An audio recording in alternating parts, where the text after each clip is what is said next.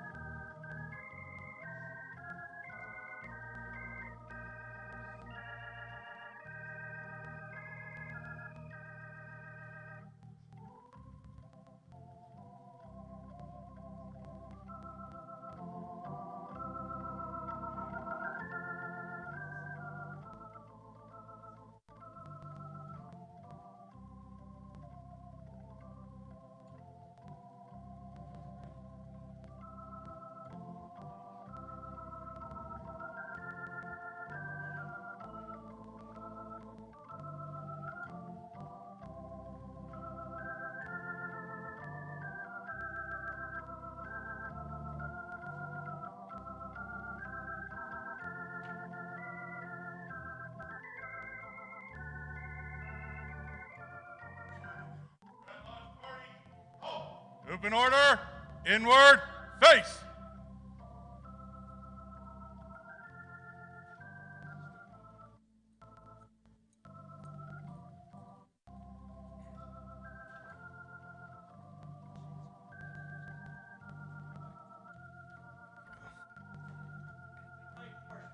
Grand Master.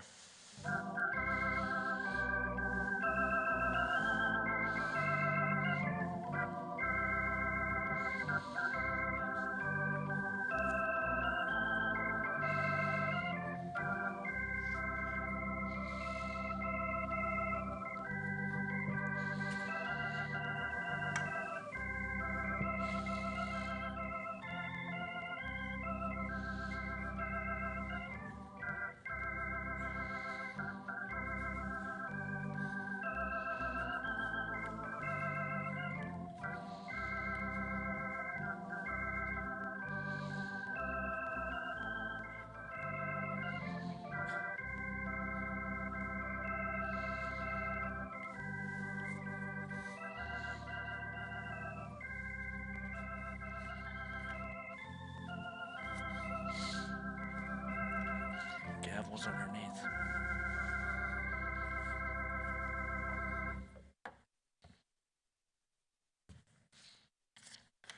The Grand Lodge officers will take their respective stations and places.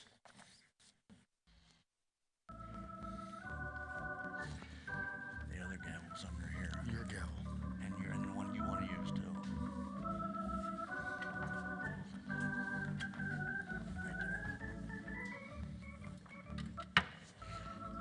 I'll get mine later. This is mine.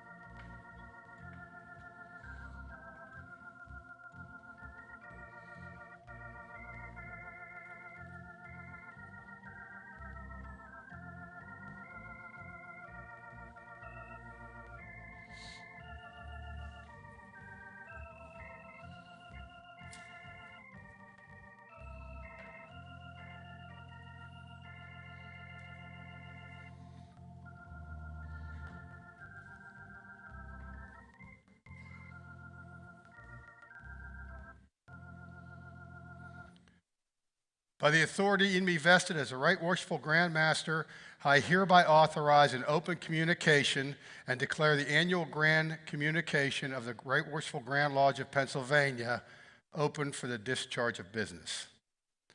Brother David W. Morgans, Grand Chaplain, give the opening prayer.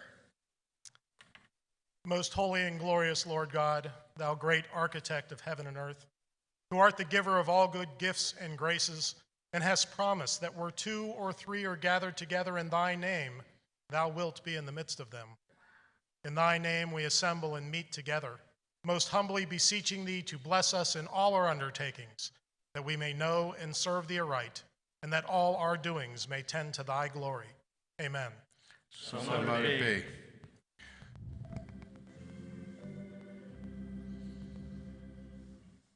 No man is an island, no man stands alone. Each man's joy is joy to me, each man's grief is my own. We need one another, so I will defend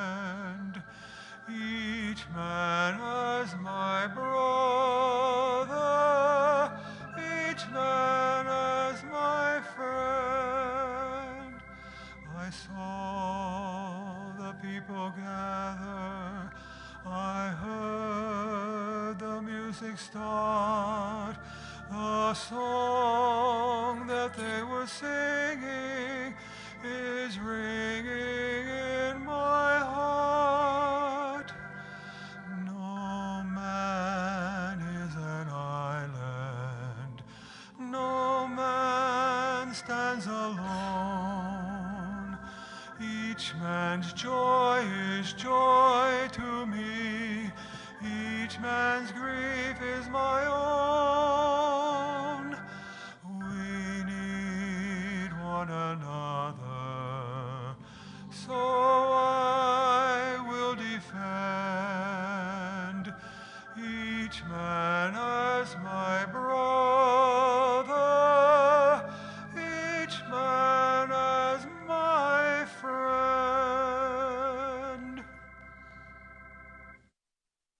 Brethren, ladies, and friends, the flag ceremony.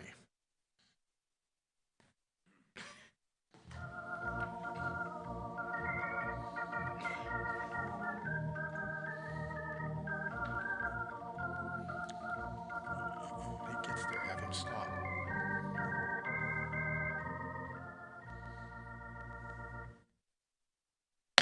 Please be seated. That's a little different, isn't it?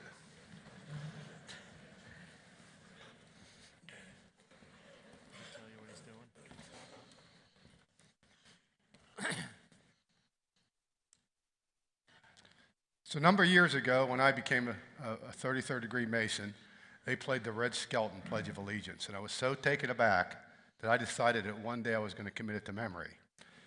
This was done on January 14th, 1969, by illustrious brother Red Skelton, 33rd degree. It has been written into the Congressional Record of Honor twice and has received numerous awards, and it goes something like this. When I was a boy in school, this teacher, a real sage of his time, my favorite teacher, he came into our class one day and he said, "You know, I've been listening to you boys and girls recite the Pledge of Allegiance all semester, and it seems to have become monotonous to you. If I may I recite the pledge and give you a meaning of each word?" I, me, an individual, a committee of one, pledge, dedicate all my worldly goods, everything I am and everything I have, to give without equivocation, reservation, or self-pity. To the flag, our standard, Old Glory, a symbol of freedom. And wherever she waves, there is respect, because you see, your loyalty gives her a dignity that shouts freedom is everybody's job. Of the united, meaning we have all come together. States, individual communities making up each great state. 50 individual states, each with customs and traditions, with dignity and pride, all divided by imaginary boundaries, yet united to a common cause, and that cause is love of country, of America, and to the republic. You see, a republic is a sovereign state in which representatives are chosen by the people to govern. And government is the people, and it should be from the people to the leaders, not from the leaders to the people, for which it stands, upright, with character and pride. One nation under God, meaning we rule ourselves and our country by his rule and under his watch. Indivisible, incapable of being divided. With liberty. Liberty is a right of power for every man, woman, and child to live his or her own life without fear or threats or any type of retribution or retaliation. And justice, a simple concept of dealing fairly with each other. And this is my favorite part, for all. For all simply means it is as much your country as it is mine. Now, if you will please rise And George with me. With a renewed energy, pledge allegiance with me, please.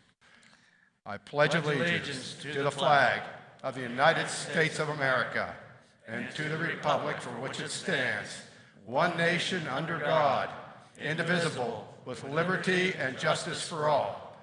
And brethren, ladies, and friends, at the very end of that, Red said something that was so touching. You know, at the time, prayers were taken out of school. And originally, under God was not in the pledge, and it was put back in. And with almost tears in his eyes, he said, boy, I hope that when the words under God were added, that somebody doesn't consider that a prayer, and they take the pledge out of the schools too. Brother Grand Chaplain. O eternal God, through whose mighty power our fathers won their liberties of old, grant, we beseech thee, that we and all the people of this land may with loyalty, fidelity, and courage maintain these liberties. Protect and assist all who are serving their country at home or abroad, by land, by sea, or in the air, that they, being armed with thy defense, may be preserved evermore in all perils, and being filled with wisdom and girded with strength, may do their duty to thy honor and glory. Amen. So mote it be.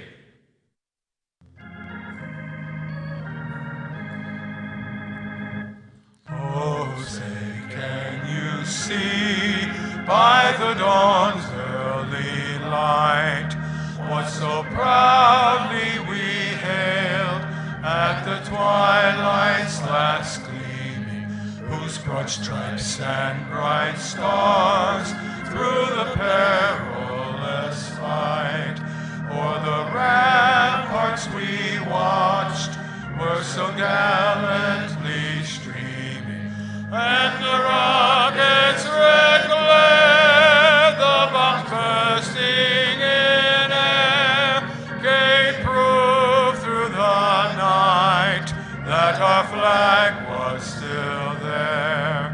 Oh, say, does that star-spangled banner yet wave o'er the land of the free and the home of the brave?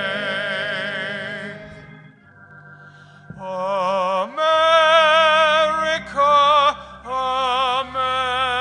America, God shed his grace on thee, and crown thy good with brotherhood from sea to shining sea.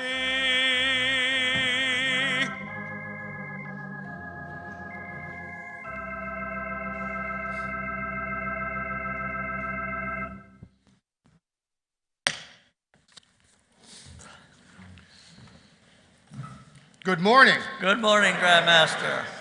So first of all, for at least today until noon, we have a different name for this. And once we install the Right Worshipful Grand Master, it'll be an installation. But thanks to our friend Tammy Laswell, this morning we're calling it the Outstallation.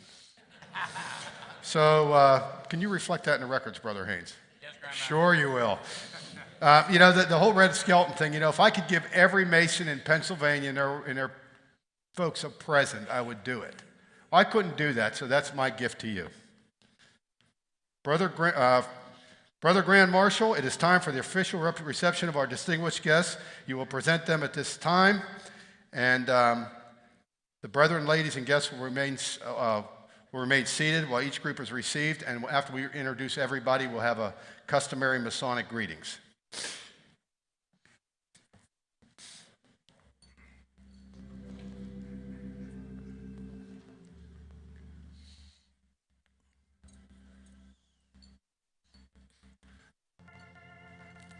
See if Rob gets them.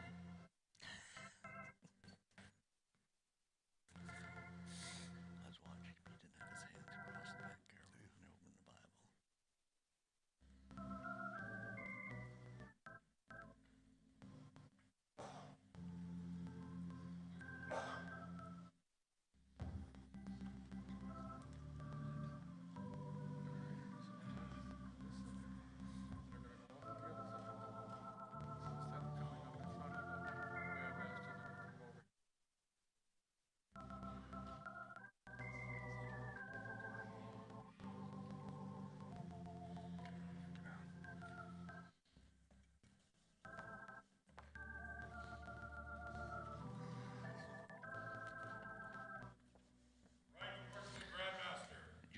is my honor and privilege to introduce to you Brother Thomas Watson, Right Worshipful Deputy Grand Master of the Most Worshipful Grand Lodge of Ancient Freemasons of South Carolina, and Brother Ronald Mitchum, Most Worshipful Past Grand Master.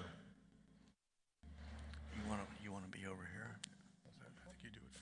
Yeah, I think, yeah.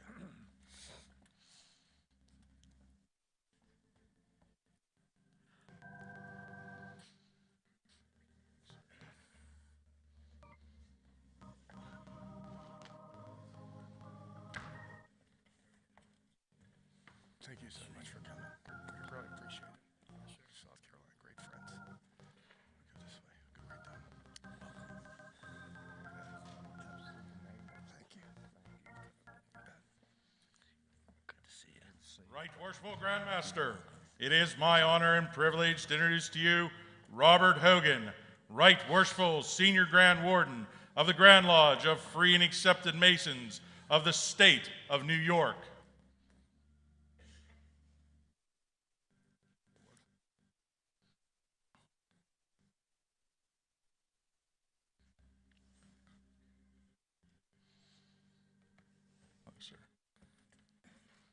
Thank you so much for being here.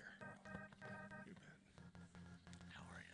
Right Worshipful Grand Master, it is my honor and privilege to introduce to you Brother Leonard Vanderhorn, Most Worshipful Grand Master of the Grand Lodge of the Most Ancient and Honorable Society of Free and Accepted Masons in the State of New Jersey.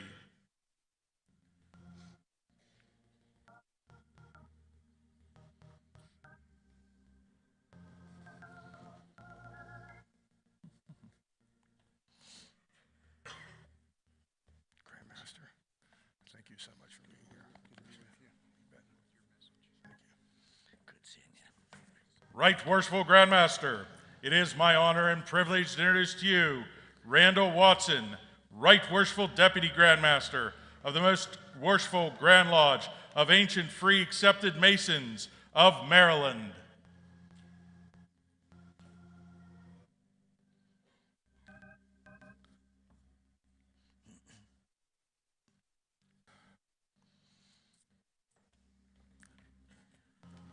Most worshipful, thank you for being here.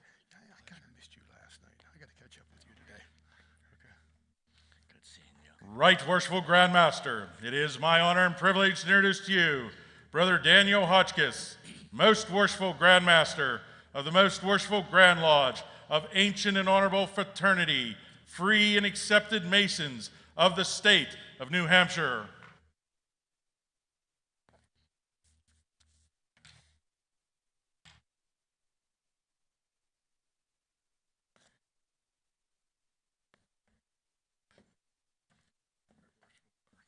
Thanks for being here. Oh, thank you for having me. You bet for everything. You bet. It's been fun. 2 years. You bet. How are you? Right Worshipful Grand Master, Thanks. it is my honor and privilege to introduce to you Brother Douglas Grant, Most Worshipful Grand Master of the Grand Lodge of the Most Ancient and Honorable Society of Free and Accepted Masons in the State of Rhode Island and Providence Plantations, and Brother Ronald Reed, Right Worshipful Grand Secretary.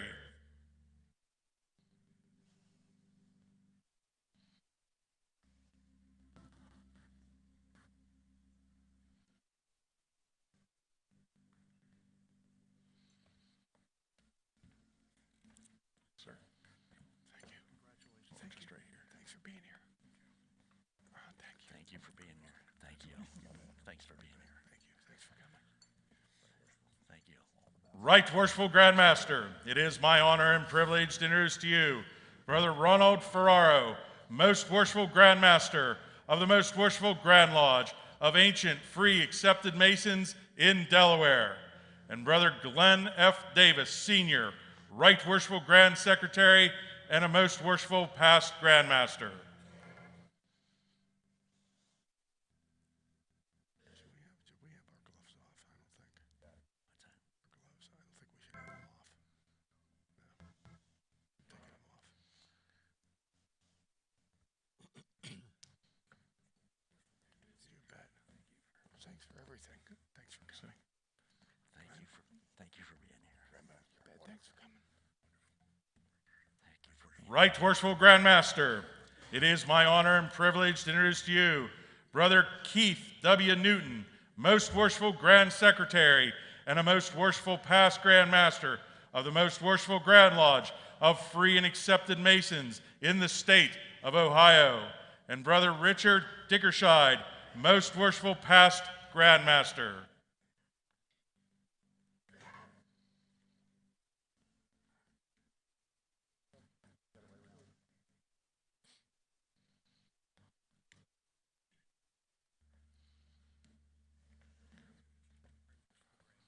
Gentlemen.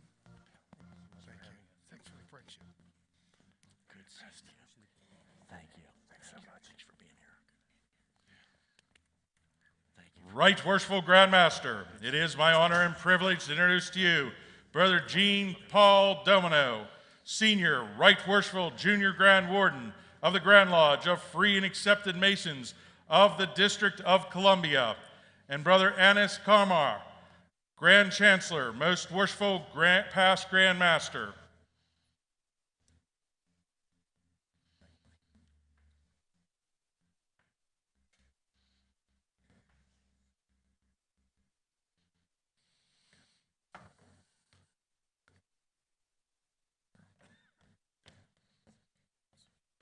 Thanks for being here today. Hey, buddy. Good to see you. Enjoy. Thanks for being here. Appreciate your coming. It was a nice surprise. How are you doing? Right Worshipful Grand Master, it is my honor and privilege to introduce to you Brother Alan Casselou, Very Worshipful Grand Secretary of the Most Worshipful Grand Lodge of Free and Accepted Masons of the state of California. Who did you pick to speak?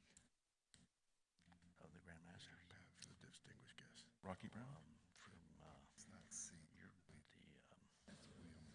Kratzenberg's head. What's the guy's name? How are you doing? Good to see you. Right Worshipful Grand Master, it is my honor and privilege to introduce to you Brother Dr. William Rocky Brown III, Grand Chaplain Emeritus of Prince Hall Grand Lodge of Free and Accepted Masons of Pennsylvania.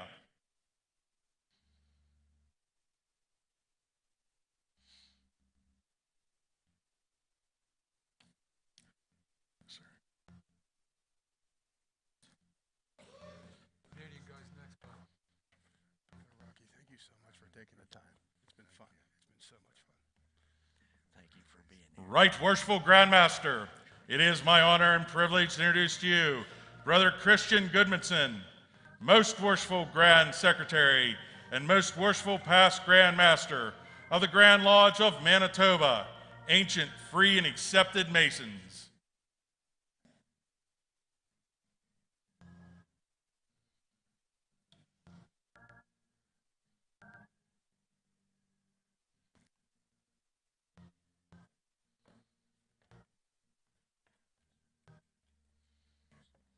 Good to see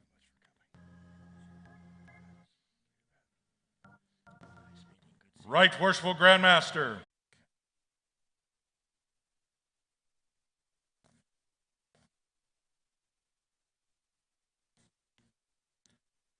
Right Worshipful Grand Master, it is my honor and privilege to introduce to you Companion Jason Craig, Most Excellent Grand High Priest of the Grand Royal Holy Arch Chapter of Pennsylvania, and Brother Peter Townsend, Most Excellent Grand Secretary.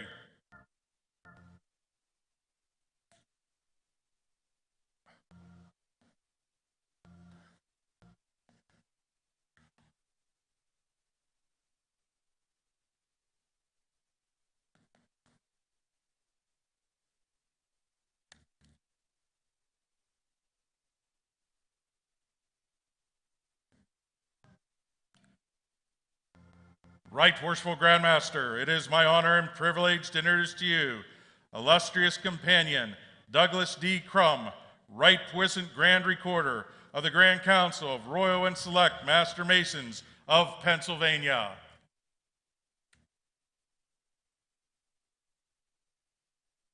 Okay, keep walking, yeah.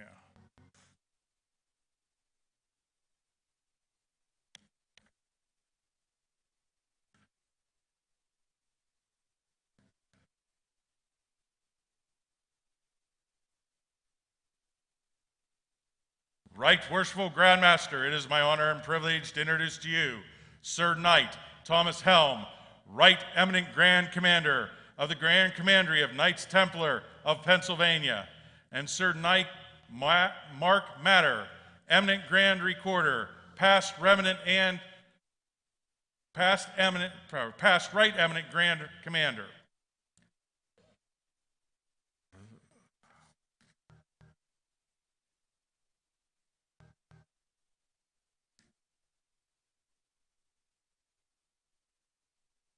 Oh, yeah, we got a crew here. Now, when he's not here, do I put any of this in here? Or just go with this? Should I go right here, maybe? No, I mean, like, what should I put after this? Because it's just active, active. Should I put the first guy as this stuff? 33 and last. Okay, do the whole thing. Mark Haynes didn't put his name on it, but Mark Haynes is an actor. Yeah, we don't care.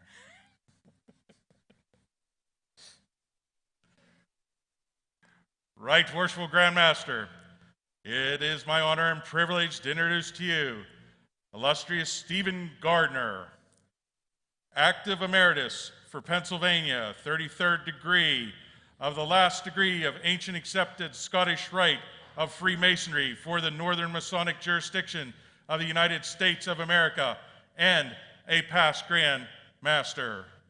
The illustrious Keith E. Parkinson, 33rd degree, active member for Pennsylvania. The illustrious Thomas R. Labaugh, 33rd degree, active member for Pennsylvania. The illustrious Paul J. Roop, 33rd degree, active member for Pennsylvania, and our Right Worshipful Junior Grand Warden. The illustrious Mark A. Haynes, 33rd degree, active member for Pennsylvania, and our Right Worshipful Grand Secretary. The illustrious C. DeForest Trexler, 33rd degree, active emeritus member for Pennsylvania. The illustrious Thomas K. Sturgeon, 33rd degree, Grand Chancellor, active emeritus member for Pennsylvania, and our past Grand Master.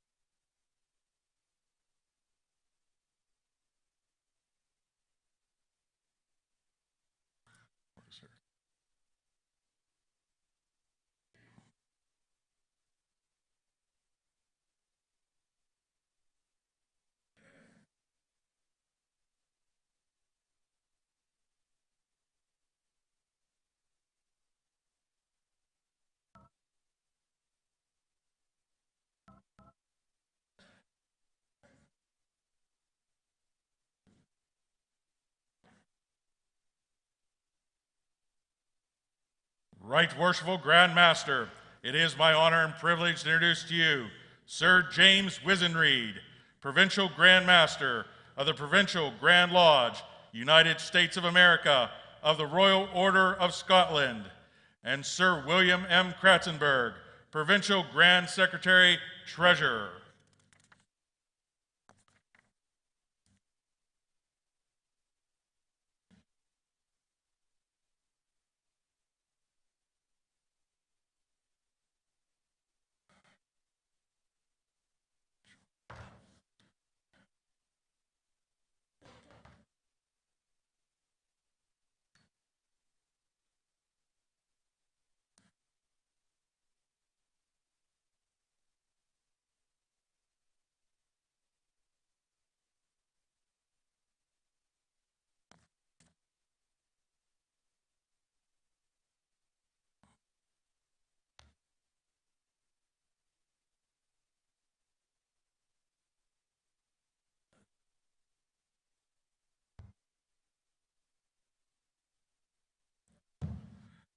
Right Worshipful Grand Master, it is my honor and privilege to introduce to you Knight Companion John Habel, Intendant General Division of Pennsylvania Western of the United Grand Imperial Council of Knights of the Red Cross of Constantine and Appendant Orders for the United States of America, Mexico, and the Philippines. And Knight Companion Victor Crooks II, Intendant General Division of Pennsylvania Eastern.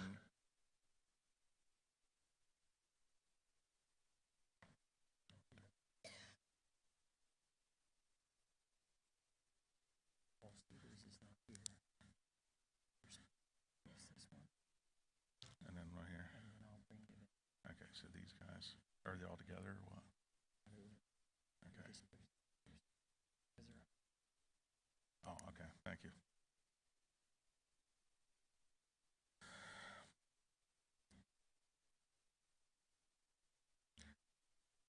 Right Worshipful Grand Master, it is my honor and privilege to introduce to you in the East, Brother Thomas K. Sturgeon, First Vice President, past Grand Master of Pennsylvania of the George Washington National Masonic Memorial.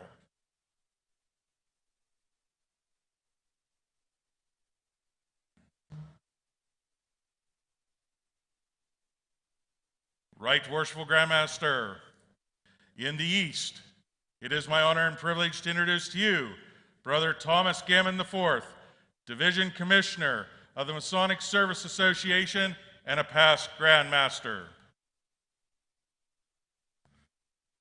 Thank you, I wasn't even looking.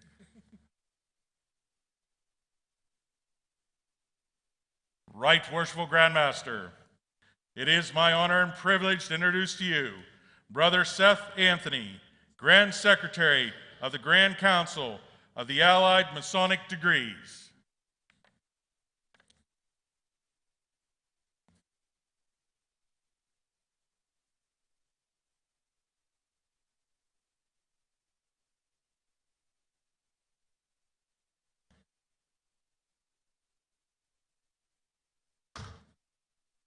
Right Worshipful Grand Master, it is my honor and privilege to introduce to you Right Worshipful Brother Bryce Hildreth, Provincial Grand Master of the Masonic Order of Athelstan in England, Wales, and its provinces overseas, and a past Grand Master of the state of Iowa.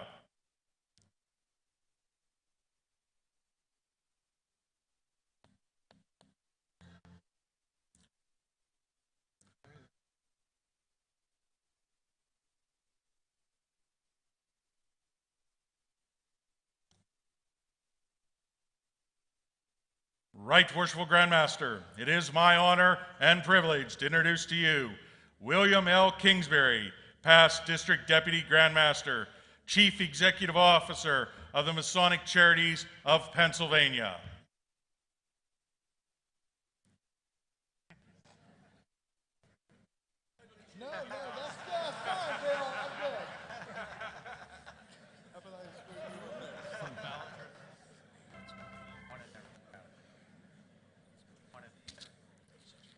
He is.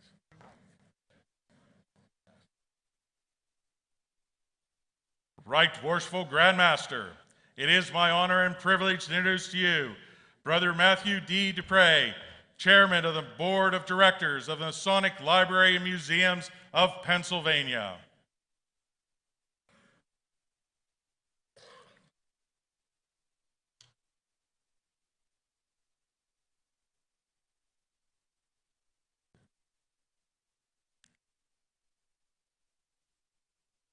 Right Worshipful Grand Master, it is my honor and privilege to introduce to you Brother Harry A. Rutter, Executive Director of Operations of the Grand Lodge of Pennsylvania.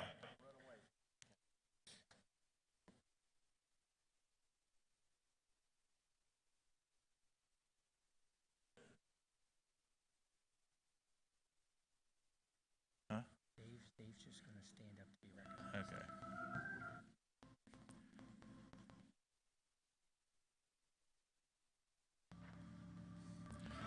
Right Worshipful Grand Master, it is my honor and privilege to introduce to you Brother David Berry, standing Executive Director of the Pennsylvania Masonic Youth Foundation, and with me, Brother Joseph Pullen, Assistant Executive Director.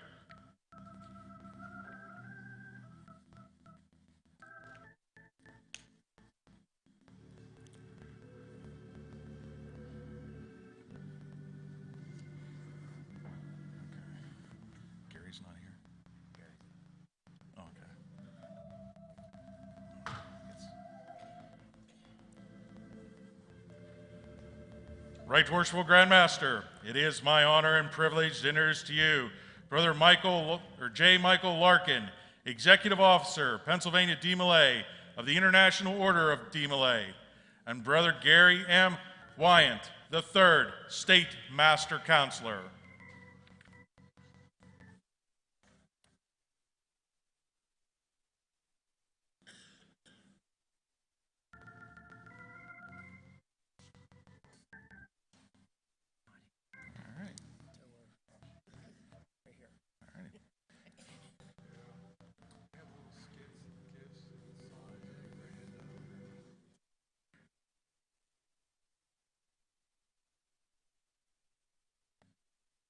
Right Worshipful Grand Master, it is my honor and privilege to introduce to you Helen B. Snedden, Supreme Immortality, Supreme Inspector of Pennsylvania Rainbow of the International Order of Rainbow Girls, and Amanda De Jesus, Grand Worthy Advisor.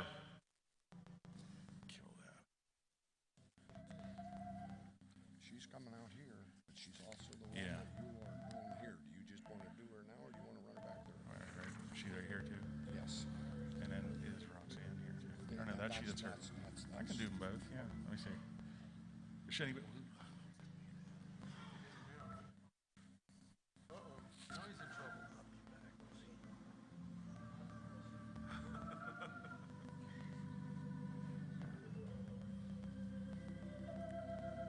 you want me to do them both right here?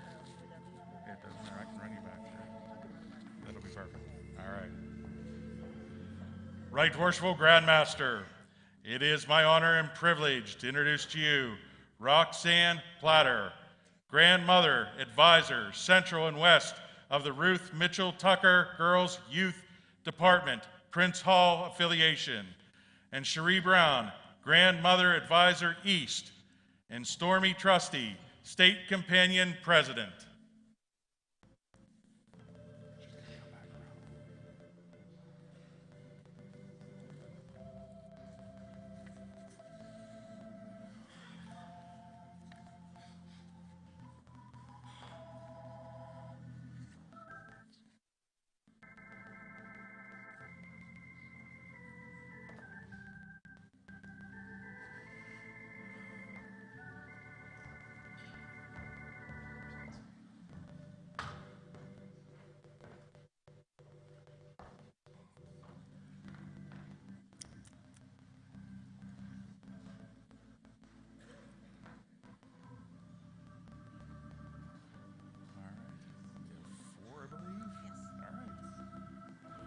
Right Worshipful Grand Master, it is my honor and privilege to introduce to you Melinda Culp, Jurisdictional Guardian of the Job's Daughters International, and Zachary Boyer, Associate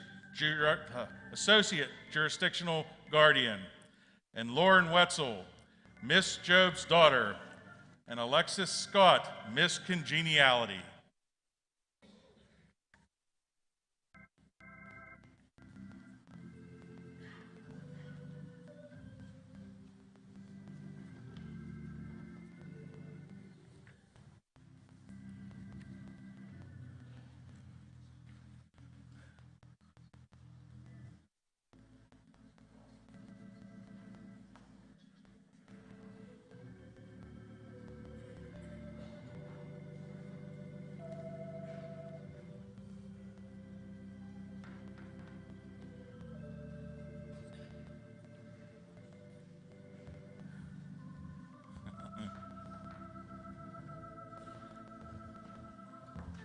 How are you?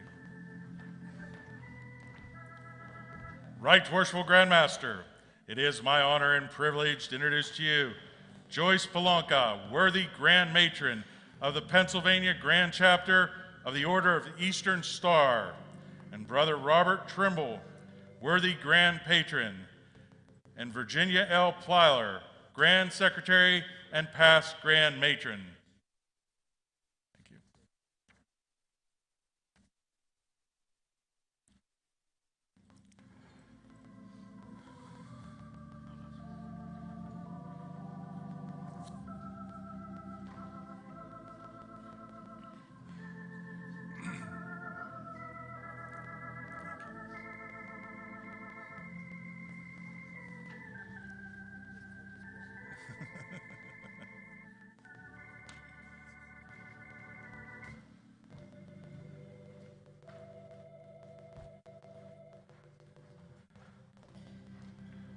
Right Worshipful Grand Master, it is my honor and privilege to reintroduce Brother Roxanne R. Platter, District Deputy Grand Matron of the Deborah Grand Chapter of the Order of Eastern Star, Prince Hall affiliation.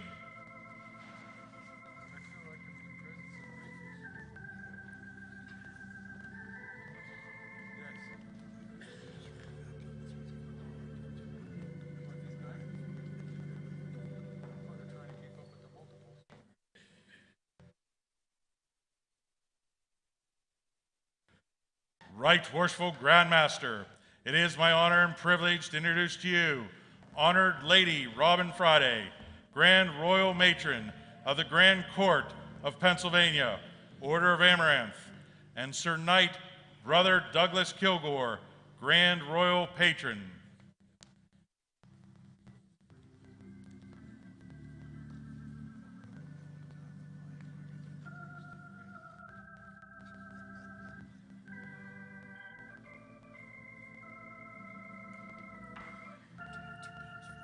Yep, we're good.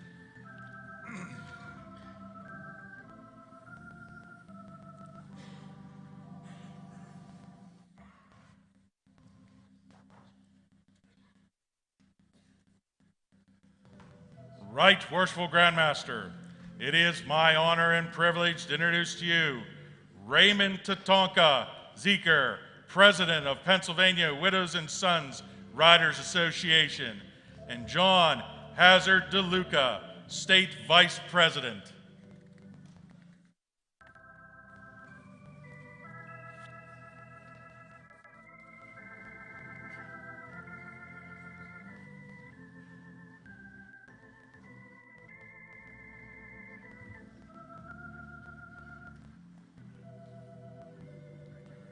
He wanted me to read this for you.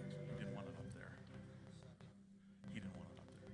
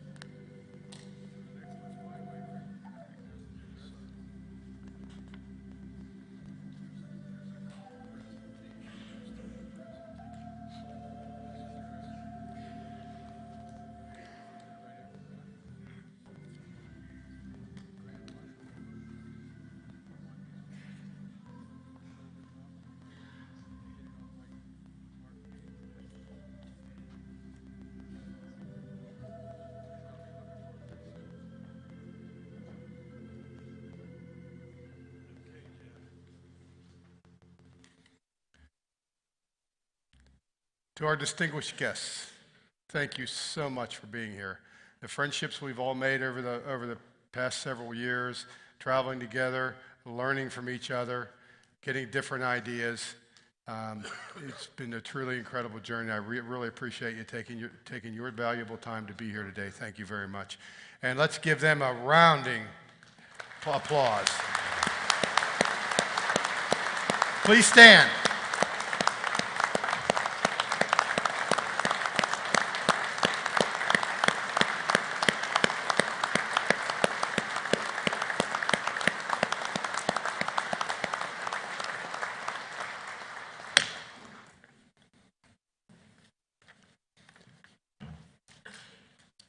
So before we get to the next piece, I got something I gotta do here.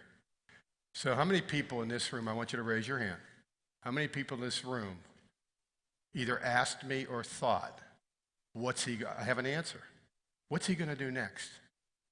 Raise your hand if you've thought that, or if you asked me that. There's hundreds of you because I didn't know how to say it, so I came up with a perfect answer. Not this.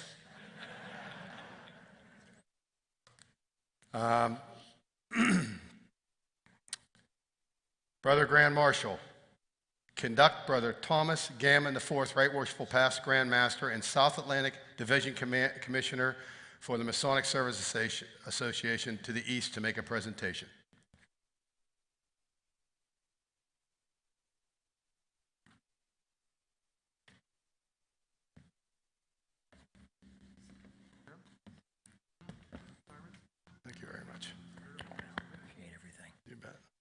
Right Worshipful Grandmaster, on behalf of the Masonic Service Association of North America, I don't need that.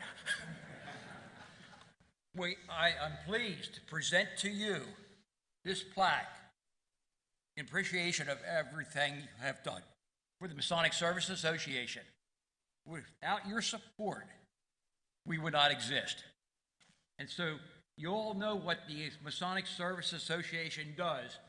We're the ones that send out the short talk bulletins. But more importantly, we coordinate visits to the VA hospitals across the country. And we also send out disaster relief when something happens in the state or outside of the state. The Grandmaster, in appreciation of everything you've done, the support you have given us, congratulations. Thank you. You're welcome. Thank you. Hold it.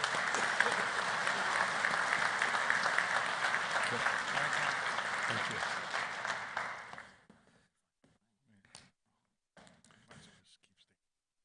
Brother Thomas K. Sturgeon, Right Worshipful Past Grand Master, and one of the Board of Directors of the George Washington Masonic Memorial to the East. Sure.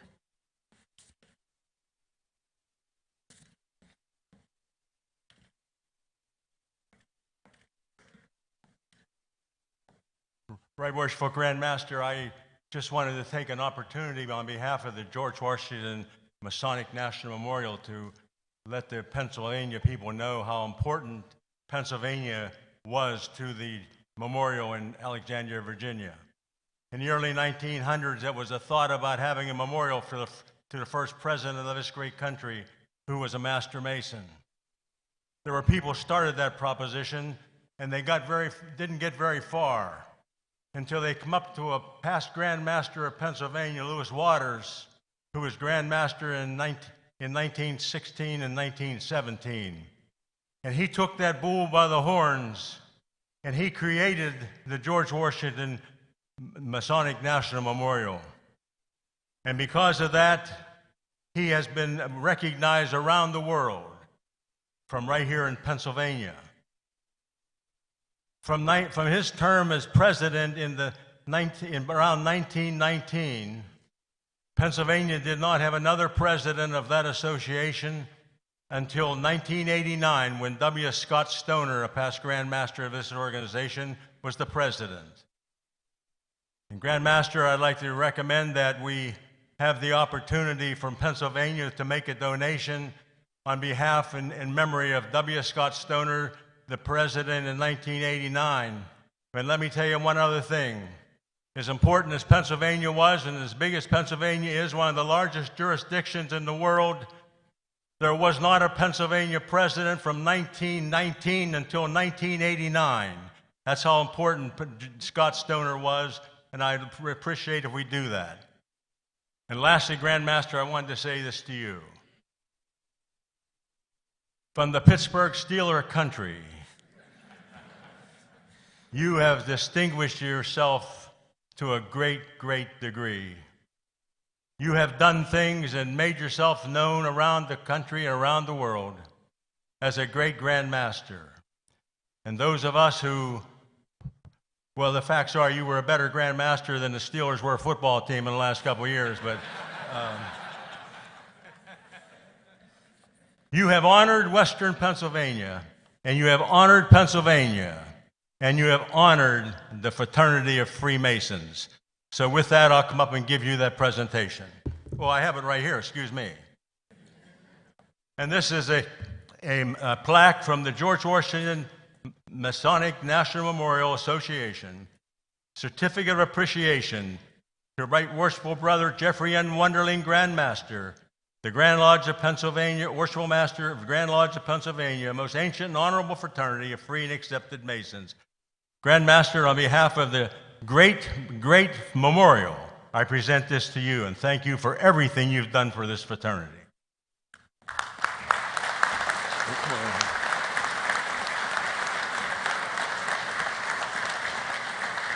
Thank you. Thank you very much.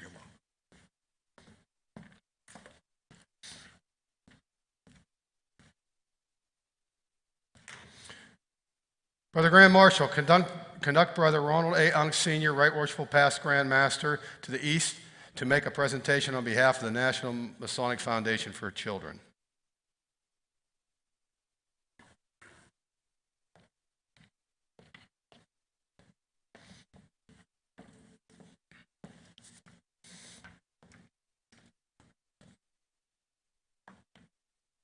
Right Worshipful Grand Master. You know, one of my loves in life, besides my family and my fraternity, are children in schools. And the National Masonic Foundation was created to assist them finding problems that they can intercede and give them a better life. Thanks to you and our Grand Lodge, this foundation was begun clear back when Jay Arnett was Grand Master. He was the first person to serve on the board. And it's behooving us to remember individuals like him who found it important enough to create this foundation and support it so we can work with little children, clear up the big children who have problems in their home or in their school. And I wish, on behalf of the Committee of National Masonic Foundation, to thank you for the support you've given and this Grand Lodge has given over the years. Thank you. Thank you.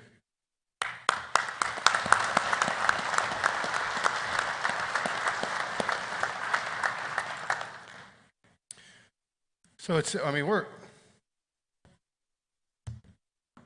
I should take my time. Huh? Two other things that I want to cover, and then it says farewell address. Two other things that are important. Number one, I want to recognize the appointed officers who are all significant people from Pennsylvania DMLA. And I put a challenge out to Brother Killian, and I'm going to go with Brother Gromiller too, because they're both state master counselors. So if they can get with Kenton this afternoon and recite their obligations, you'll get to one of those cards. And I will not accept failure.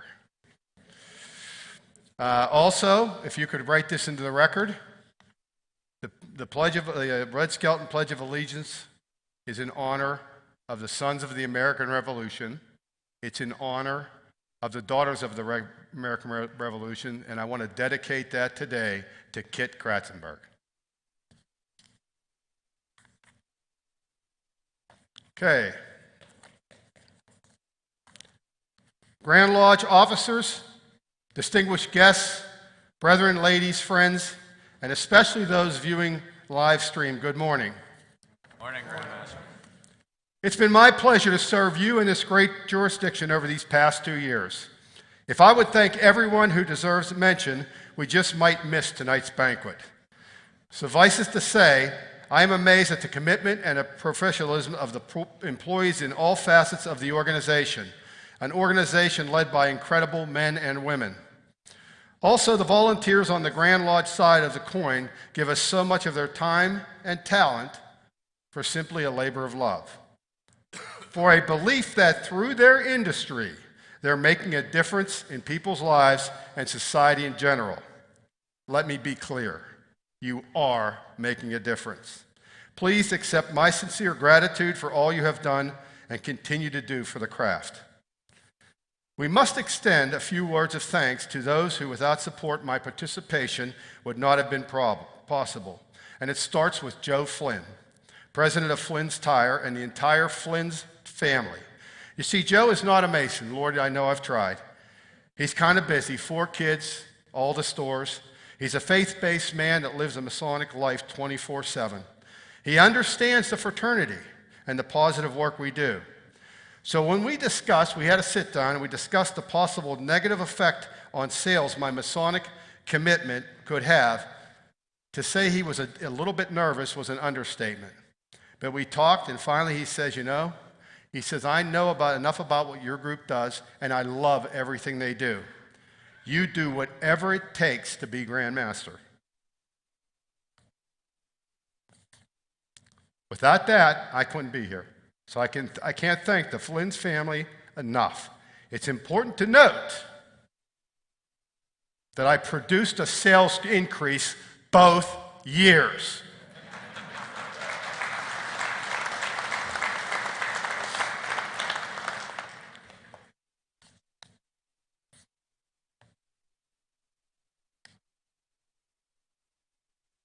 Over the last 36 years, my family has evolved into a Masonic family. Our sons and grandson are products of DeMolay and are active Masons. 4 of us are members of the Orders of the Eastern Star, and 3 of us are members of Amaranth.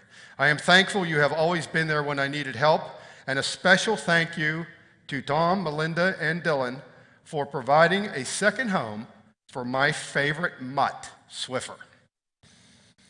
You know, if you're lucky, if you're blessed, you meet somebody with whom you fall in love with.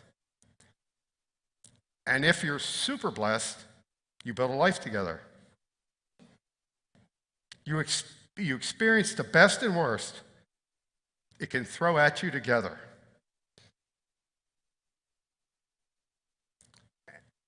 And if you're really, really blessed, as time goes by, you become closer and stronger, and you realize that God has given you a life partner.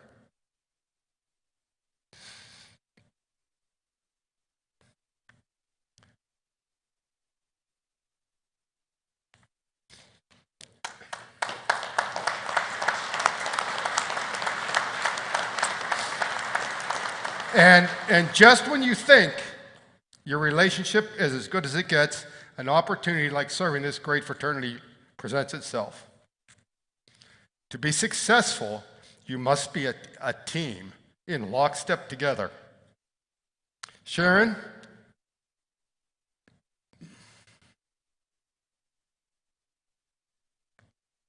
The sacrifices and unwavering support and love that you have given to this fraternity in general, and to me in particular, are immeasurable.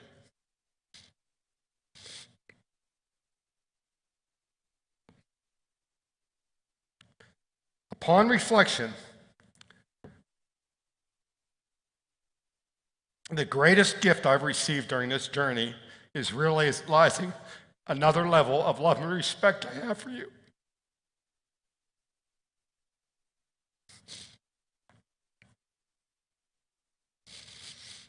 I didn't think it was possible to love and respect you anymore, and yet here we are. Thank you. I love you.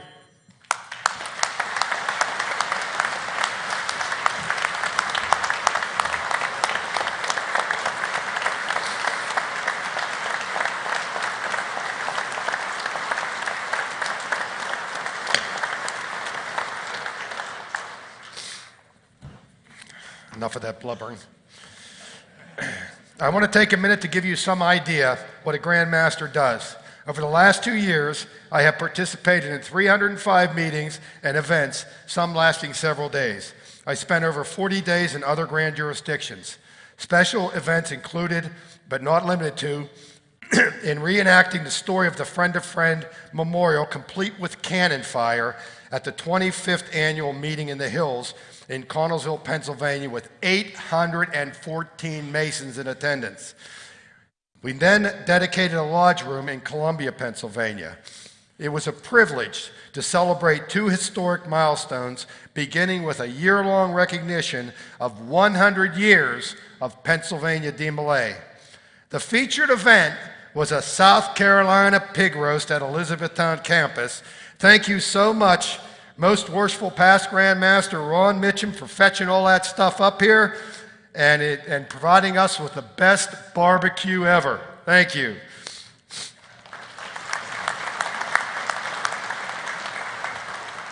Simultaneously, we spent 2022 commemorating the 150th anniversary of the Masonic Temple at 1 North Broad Street. A black tie gala was held in March, and a rededication ceremony was held in June.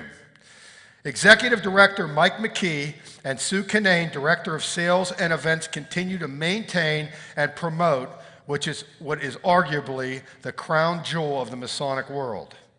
Thank you from the bottom of my heart for never saying no. The Widow's Sons held a rally that included over 400 motorcycles, and we featured the band Molly Hatchet. It was a resounding success. with all the proceeds, which they donated last night, $20,000, to Masonic charities. And I would be remiss if I didn't share the great strides that were made with fraternal relations between the two ladies' organizations, Amaranth and Eastern Star. In fact, my worthy Grand Matron came to me with an idea, and she kind of put Tammy Laswell on my tail, and we did a boat ride. And this Grand Master is the first Grand Master as a sitting Grand Master that went back and learned the initiatory work and conferred it that day error-free.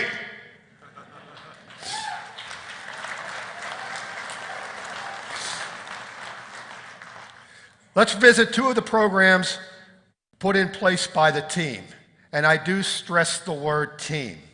The other 5 elected Grand Officers and my secret weapon, the Deputy Grand Secretary, deserve to be recognized for their vision for the future. The first is a membership program. The initial piece is the open houses, which were held at 15 separate locations throughout the jurisdictions. And I want you to pay attention to this. It was, from what I can glean, any prospective member that attended one of those open houses, over 70% of them filled out a petition. We need to do more of those. The second piece was initiating the MAC, or Masonic Awareness Committee. It was designed to streamline and standardize the process from inquiry to petition. The third and final piece, to completely revamp the Masonic education program to mirror the ritual program.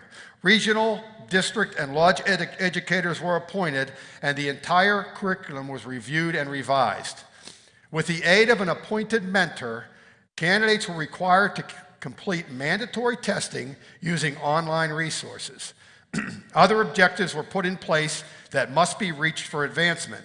Lodges were permitted to meet in the entered apprentice degree on occasion so that new members could remain engaged throughout the process. The goal, my friends and brethren, is to make Masons.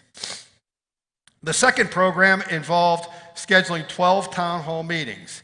They were well advertised and for the most part were well attended. The purpose was to explain the per capita dues increase and the Grand Lodge finances. Other important subjects were discussed, including, not limited to, the role of the Grand Lodge, the role of the District Deputy Grand Master, and the expectations of the lodges. Proven ideas for improving the health of the lodges were shared. Opportunities to improve the lodge experience were put forth, all followed by a no-holds-barred question and answer session. The goal was transparency, and I believe it was achieved. Also during those meetings, we rolled out the Lodge Investment Program, giving the lodges the option of having their investments professionally managed. Switching gears, I am thrilled to share that all 5 campuses of your Masonic villages have earned a 5-star rating.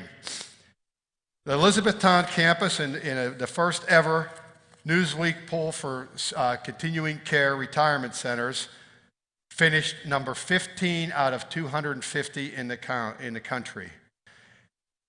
You should be proud to learn that in 2022, nearly $48 million was used to support Masons and their loved ones in the state of Pennsylvania. Enough of the past. It's not often I reflect on memories because I'm certainly not a fan of sitting on my laurels. I would like to share what I think I've learned. In my inaugural address, I said, if you like what you see going on around you, stay on the couch. If not, get up and get into the game. What does that mean?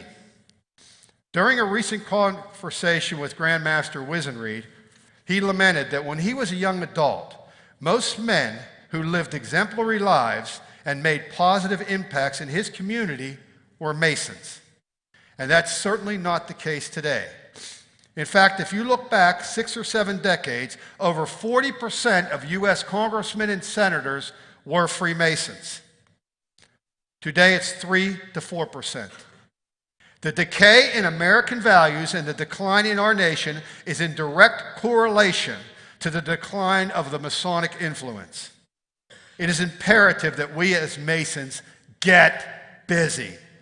Our Masonic recipe can make significant contributions to restore the greatness of America.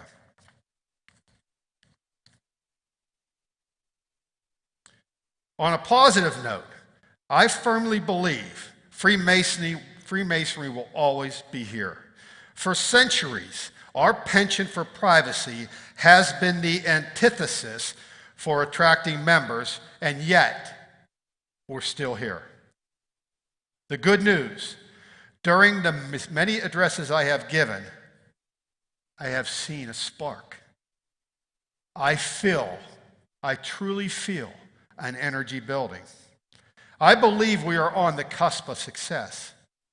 In my conversations with the 19 brothers and sisters that I have helped become members of these organizations over the past years, I learned they are hungry for a fraternal experience and looking to give something back.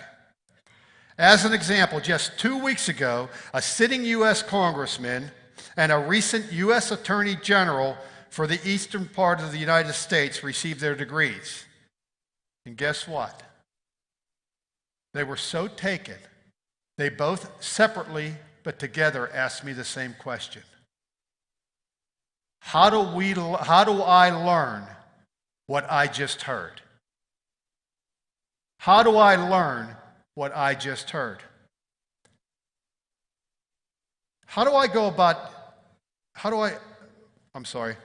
They were like children on Christmas morning taking it all in. So it has proven to me that Freemasonry can still be a beacon, attractive to men young and old. Many are looking for us. It's simply a matter of connecting with them. I have so much hope. I also know the talent and passion of the Right Worshipful Deputy Grand Master-elect and the team.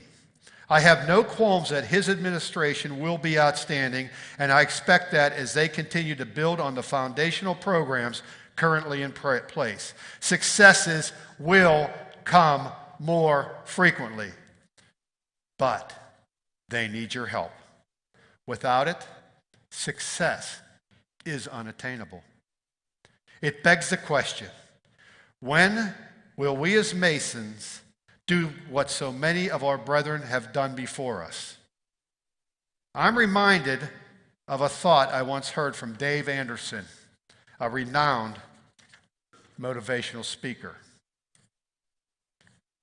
If it's important to you, you will find a way. If not, you'll find an excuse. Let me repeat that. If it's important to you, you will find a way. If not, you will find an excuse. Now, I know your mettle, and I know your heart. Excuses are not in your DNA. So as my term now ends, I leave you with a challenge. Go to work and make our fraternity as good as it's ever been. You've got this. God bless each of you. God bless our kind and gentle craft, and may God continue to bless our beloved America. Thank you.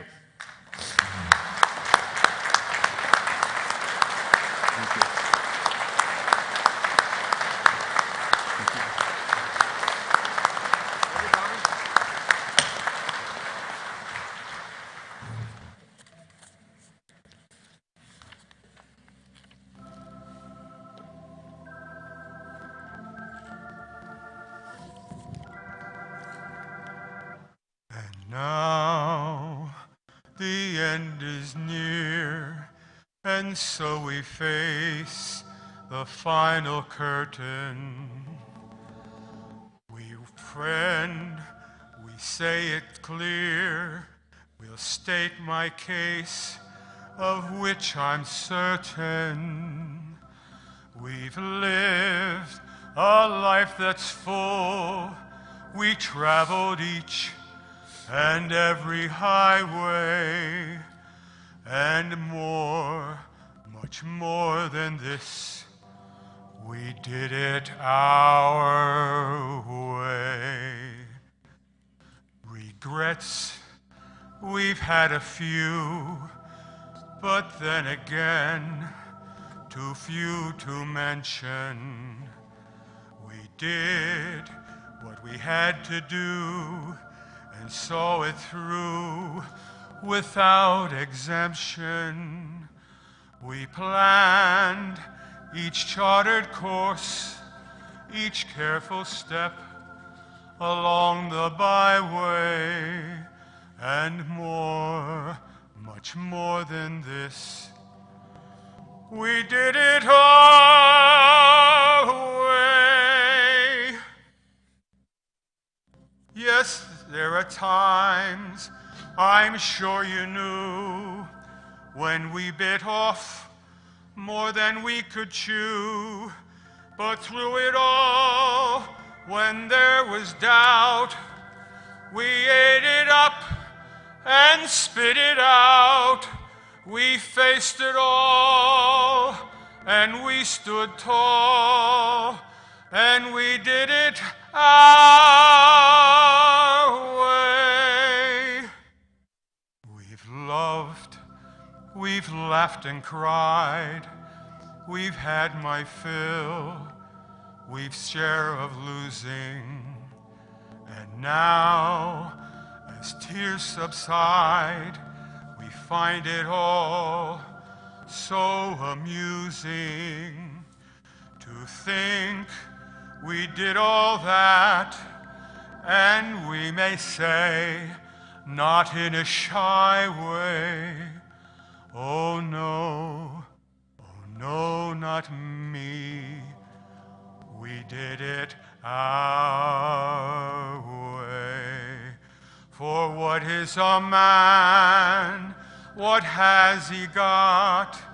If not ourselves, then we has not to say the things we truly feel, and not the words of one who he kneels. The record shows we took the blows and did it our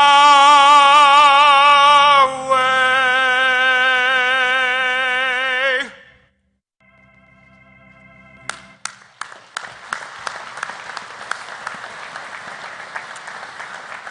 Brother Ray, thank you for changing the words.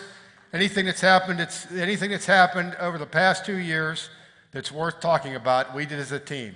And I'm not just talking about the Grand Lodge, I'm talking about this entire room. Thank you. Right Worshipful Grand Secretary. Read so much of the minutes of the quarterly communication held on June 10th as relates to the election of grand officers. Right Worshipful Grand Master, this being the time prescribed by the Hyman Reason for the annual election of grand officers to serve this Grand Lodge during the ensuing Masonic year, beginning on St. John the Evangelist's Day next, the following brethren were duly elected. Brother Larry Arthur Durr, Right Worshipful Grand Master. Brother Robert Darren Brink, Right Worshipful Deputy Grand Master. Brother Paul Jeffrey Roop, Right Worshipful Senior Grand Warden. Brother Lynn Barry Baker, Jr., Right Worshipful Junior Grand Warden. Brother Adam Christopher Hess, Right Worshipful Grand Treasurer, and Brother Mark Allen Haynes, Right Worshipful Grand Secretary. Brother Lynn Barry Baker, Jr. You have been elected Right Worshipful Junior Grand Warden to serve this Grand Lodge for the present Masonic year and until your successor is duly installed beginning this day. Are you prepared to take upon yourself the necessary obligation? I am, Right Worshipful Grand Master. Brother Grand Marshal, conduct the Right Worshipful Junior Grand Warden-elect in front of the altar.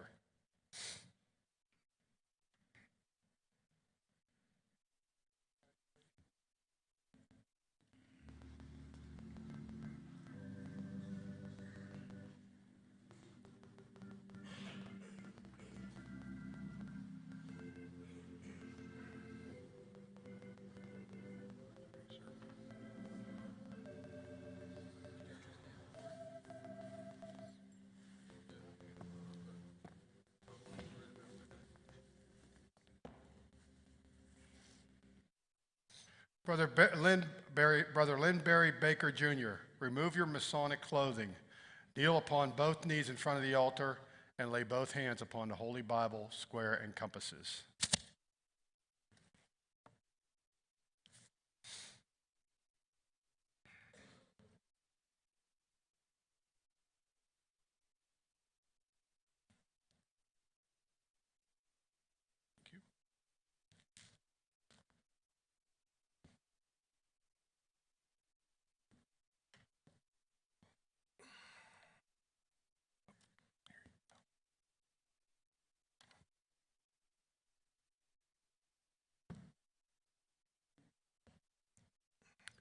Right Worshipful Junior Grand Warden, install Brother Lynn Barry Baker Jr.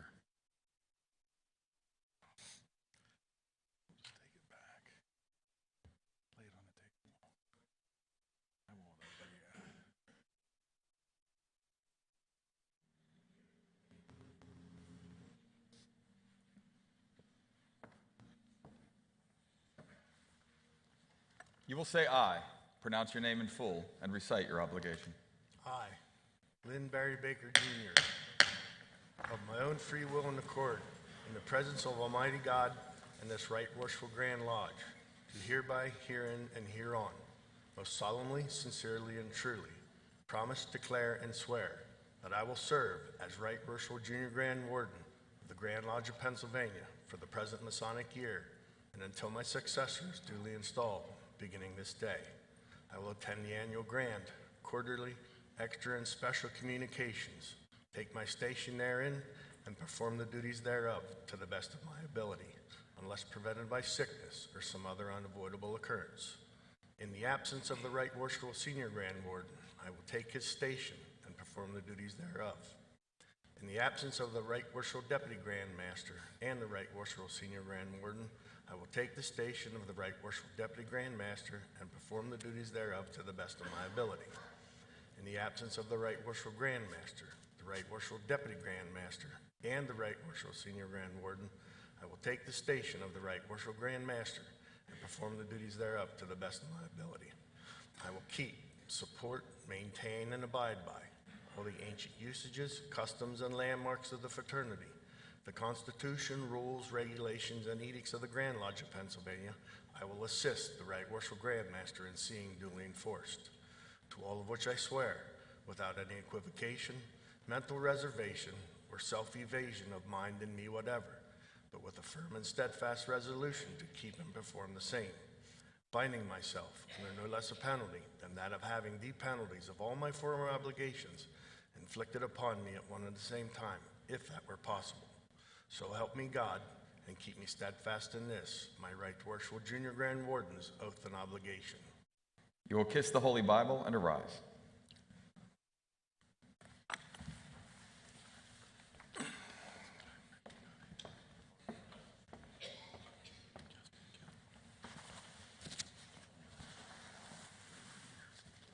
I invest you with the collar, to which is pendant the jewel of your office, the plum.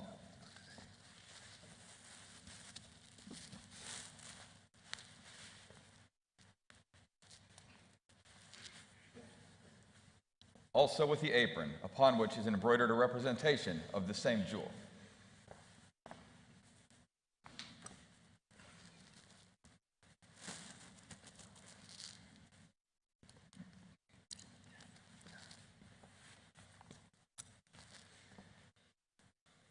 I present you with a copy of the Hyman Reason, the Constitution of the Grand Lodge of Pennsylvania, which you have sworn to assist the Right Worshipful Grand Master in seeing duly enforced. Also with your column. I present you with your column. It is the emblem of your authority. When the Grand Lodge is at labor, you will place it upon your pedestal in a horizontal position with the base toward the east. When called off from labor, you will place it in a perpendicular position. The Grand Lodge is then in your charge. You may permit brethren to retire, but allow no one to enter.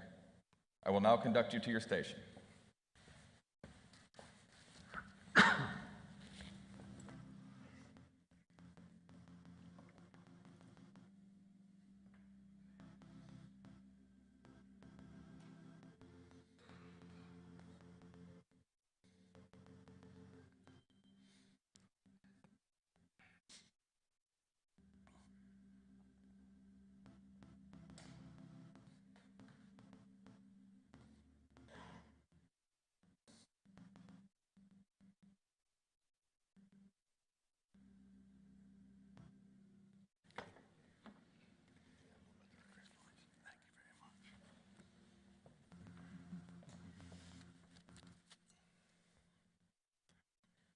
Brother Grand Marshal, make the usual proclamation.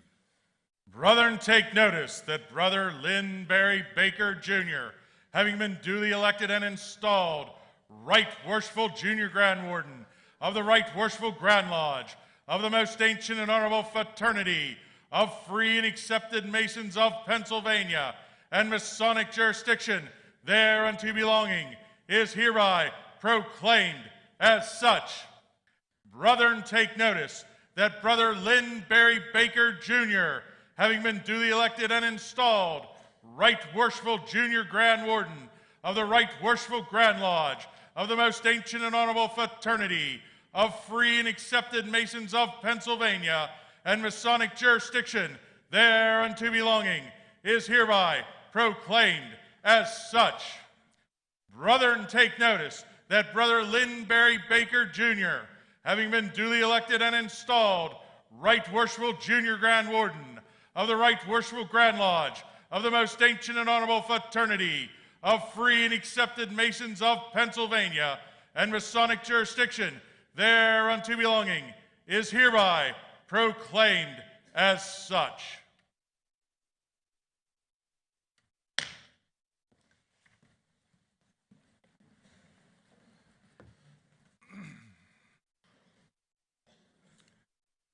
Brother Paul Jeffrey Roop, you have been elected Right Worshipful Senior Grand Warden to serve this Grand Lodge for the present Masonic year and until your successor is duly installed, beginning this day. Are you prepared to take upon yourself the necessary obligation? I am Right Worshipful Grand Master. Brother Grand Marshal, conduct the Right Worshipful Senior Grand Warden in front of the altar. I think he needs me.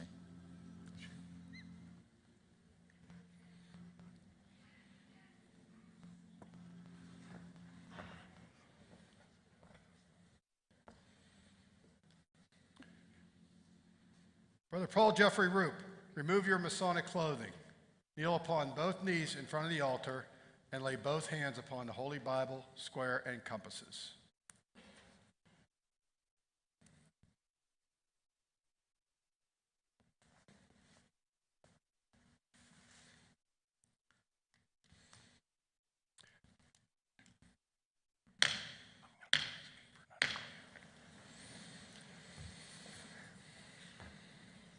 Right Worshipful Senior Grand Warden, install Brother Paul Jeffrey Roop.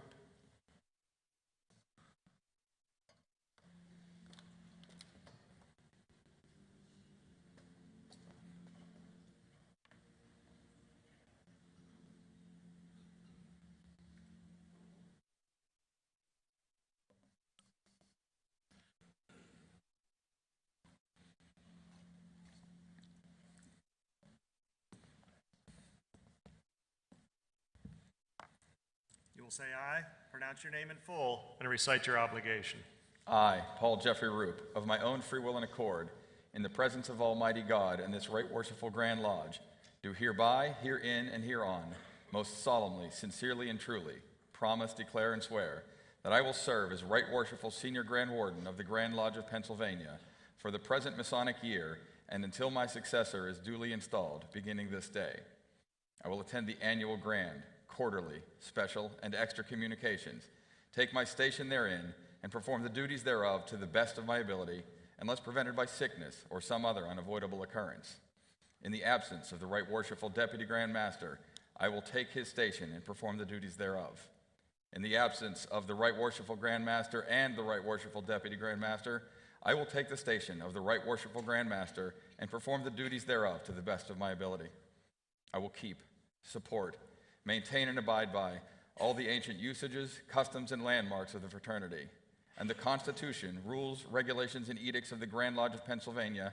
I will assist the Right Worshipful Grand Master in seeing duly enforced, to all of which I swear, without any equivocation, mental reservation, or self-evasion of mind in me whatever, but with a firm and steadfast resolution to keep and perform the same, binding myself under no less a penalty than that of having the penalties of all my former obligations inflicted upon me at one and at the same time, if that were possible.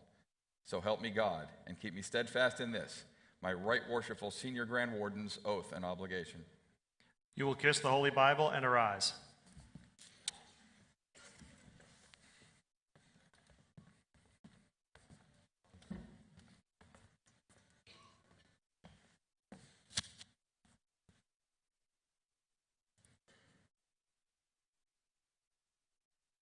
Present you with the collar, to which is pendant the jewel of your office, the level.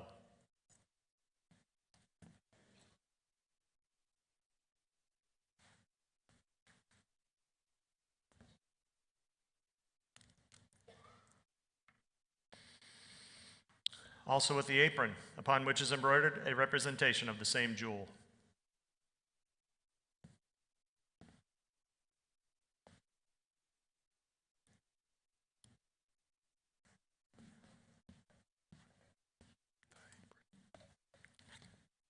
I present you with a copy of the Hyman Reason, the Constitution of the Grand Lodge of Pennsylvania, which you have sworn to assist the Right Worshipful Grand Master in seeing duly enforced. Also with a gavel, with which you will assist the Right Worshipful Grand Master in preserving order.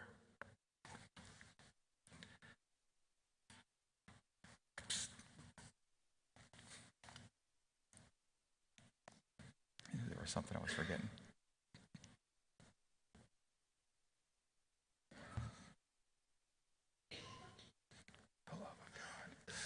One's enough.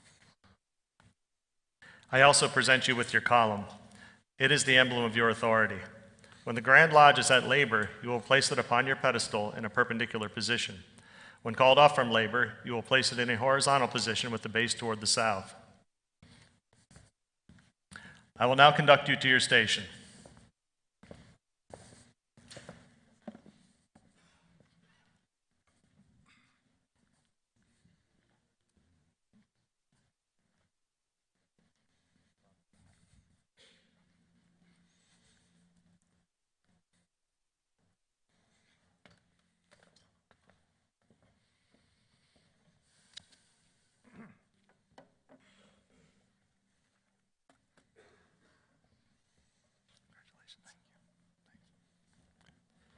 Brother Grand Marshal, make the usual proclamation.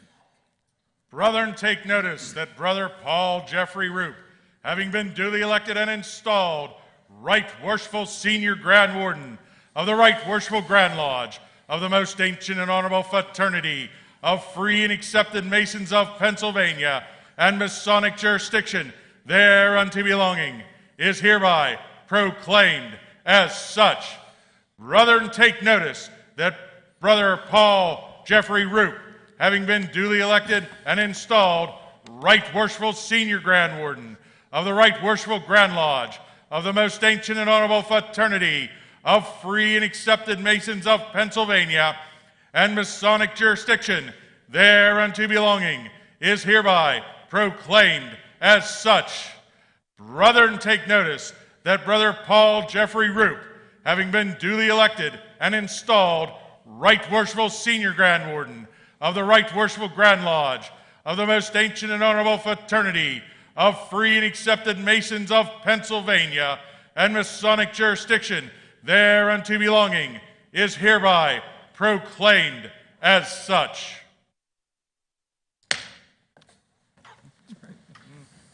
After that, Lord.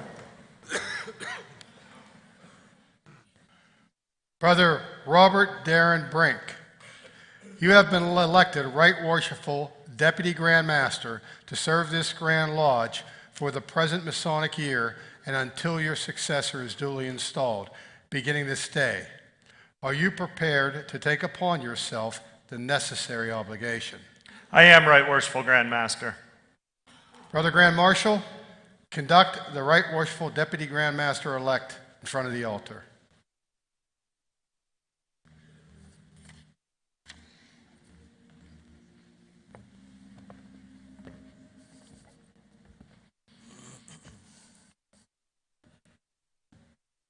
Brother Robert Darren Brink, remove your Masonic clothing, kneel upon both knees bare bent, and lay both hands upon the Holy Bible, square, and compasses.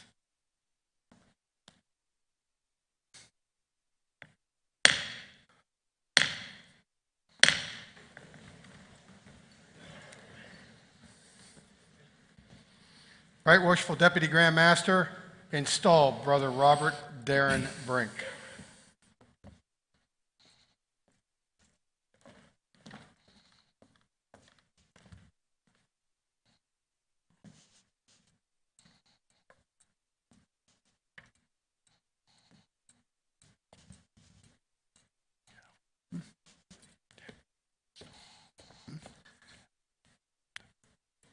You will say aye, pronounce your name in full, and recite your obligation.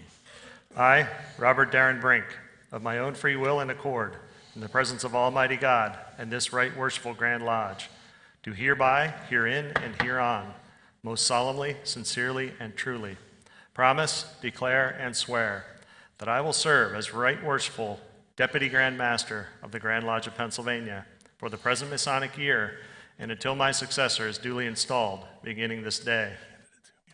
I will attend the annual grand, quarterly, special, and extra communications, take my station therein, and perform the duties thereof to the best of my ability, unless prevented by sickness or some other unavoidable occurrence. In the absence of the Right Worshipful Grand Master, I will take his station and perform the duties thereof to the best of my ability. I will keep, support, maintain, and abide by all the ancient usages, customs, and landmarks of the fraternity, and the Constitution, rules, regulations, and edicts of the Grand Lodge of Pennsylvania. I will assist the Right Worshipful Grand Master in seeing duly enforced. To all of which I swear, without any equivocation, mental reservation, or self-evasion of mind, in me, whatever, but with a firm and steadfast resolution to keep and perform the same. So help me God, and keep me steadfast in this, my Right Worshipful Deputy Grand Master's oath and obligation. You will kiss the Holy Bible and arise.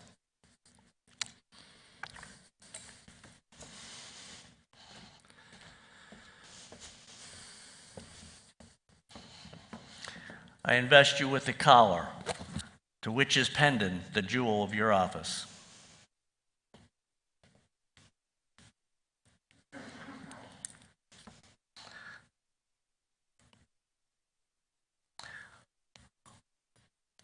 Also, with the apron, upon which is embroidered a representation of the same jewel.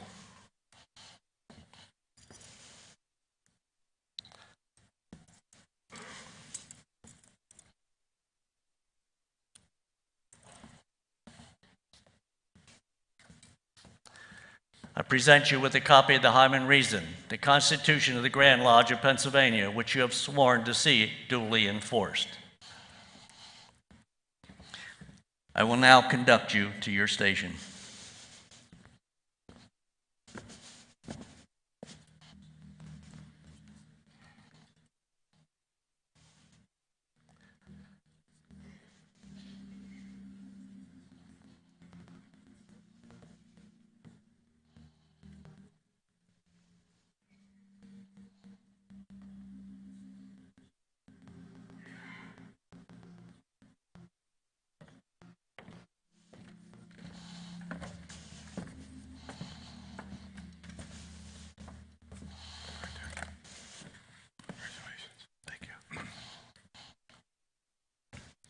Brother Grand Marshal, make the usual proclamation.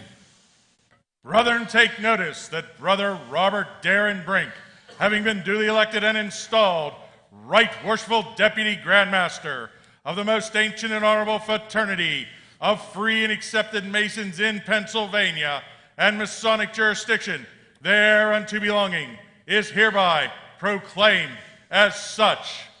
Brethren, take notice that Brother Robert Darren Brink, having been duly elected and installed Right Worshipful Deputy Grand Master of the most ancient and honorable fraternity of free and accepted Masons in Pennsylvania and Masonic jurisdiction thereunto belonging, is hereby proclaimed as such. Brethren, take notice that Brother Robert Darren Brink, having been duly elected and installed Right Worshipful Deputy Grand Master of the most ancient and honorable fraternity of free and accepted Masons in Pennsylvania and Masonic jurisdiction thereunto belonging, is hereby proclaimed as such. Brethren, take notice that Brother Robert Darren Brink, having been duly elected and installed Right Worshipful Deputy Grand Master of the most ancient and honorable fraternity of free and accepted Masons in Pennsylvania and Masonic jurisdiction thereunto belonging, is hereby proclaimed as such.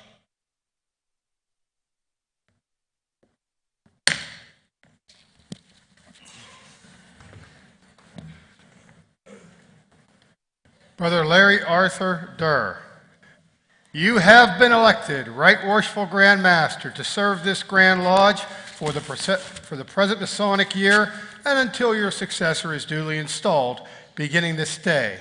Are you prepared to take upon yourself the necessary obligation? I am, Right Worshipful Grand Master. Brother Grand Marshal, conduct the Right Worshipful Grand Master-elect in front of the altar.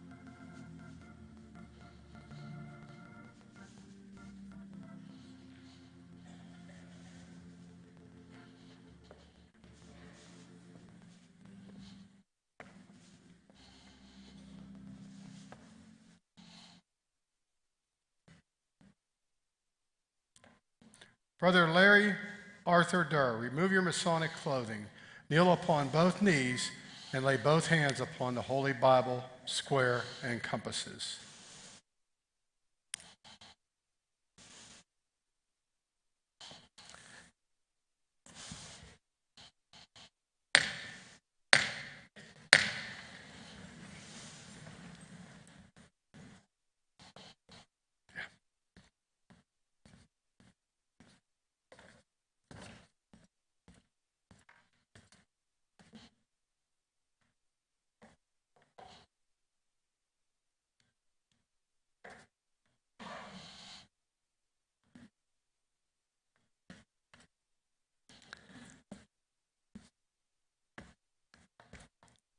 After the prayer.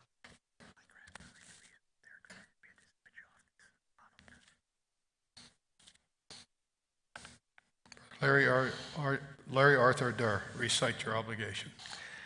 I, Larry Arthur Durr, of my own free will and accord, in the presence of Almighty God and this Right Worshipful Grand Lodge, do hereby, herein, and hereon, most solemnly, sincerely, and truly, promise, declare, and swear that I will serve as Right Worshipful Grand Master of the Grand Lodge of Pennsylvania for the present Masonic year and until my successor is duly installed, beginning this day. I will attend the annual grand, quarterly, special, and extra communications, take my station therein, and perform the duties thereof to the best of my ability, unless prevented by sickness or some other unavoidable occurrence.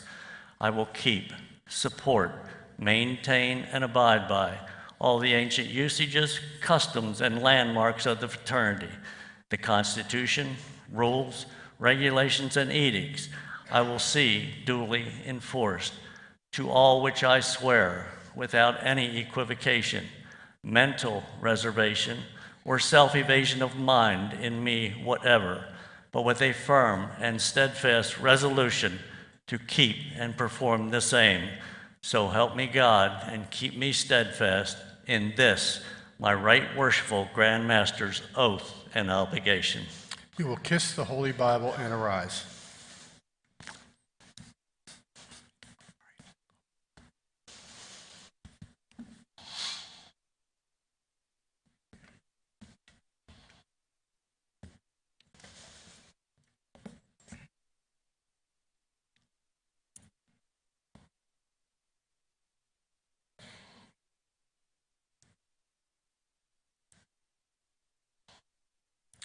I now invest you with a collar, to which is pendant the jewel of your office.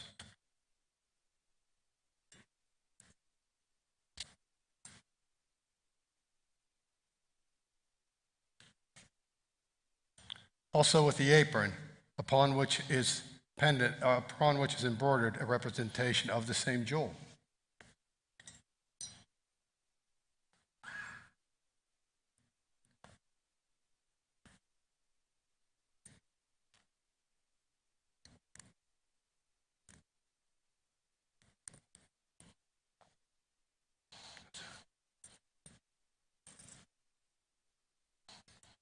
I present you with a copy of the Hyman Reason, the Constitution of the Grand Lodge of Pennsylvania, which you have sworn to see duly enforced. Also with the gavel. It is the emblem of your authority. 1 rap commands silence. 2 raps call up the Grand Lodge officers. 3 raps calls up the entire Grand Lodge, and 1 rap seats them.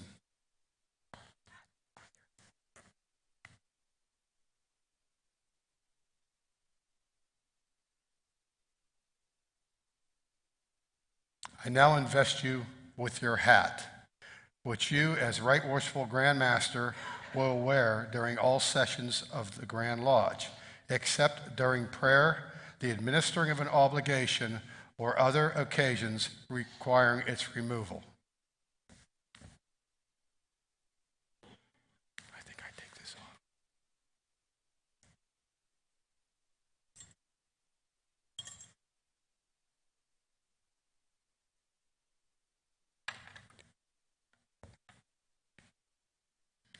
That's my gavel in your pocket.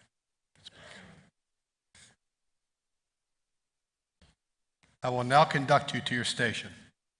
You can get out first.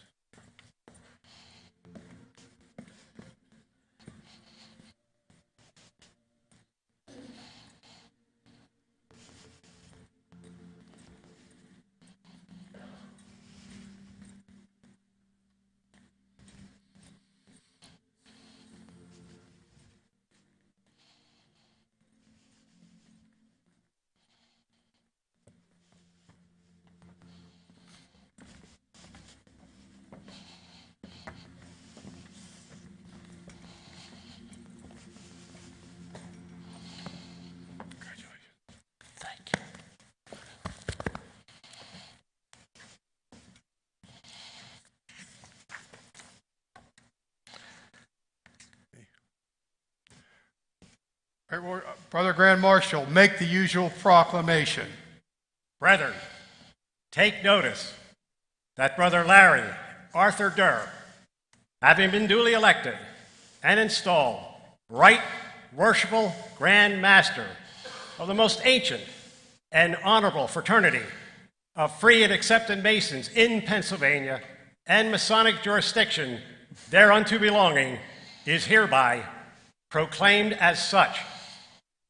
Brethren, take notice that Brother Larry Arthur Durr, having been duly elected and installed Right Worshipful Grand Master of the most ancient and honorable fraternity of free and accepted Masons in Pennsylvania and Masonic jurisdiction thereunto belonging, is hereby proclaimed as such.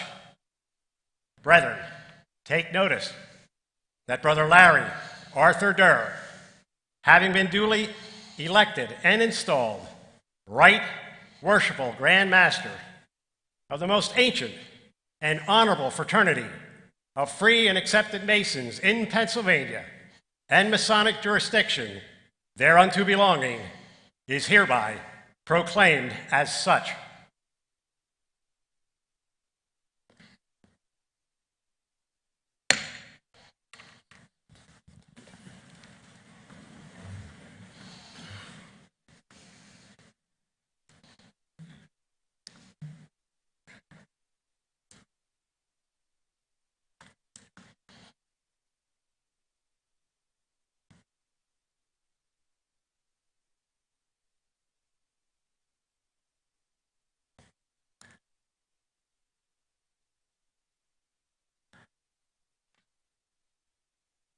Brother Grand Marshal, conduct the Right Worshipful Grand Master along with Brother Preston Van Dersen, Grand Chaplain, and Lady Rochelle to the altar.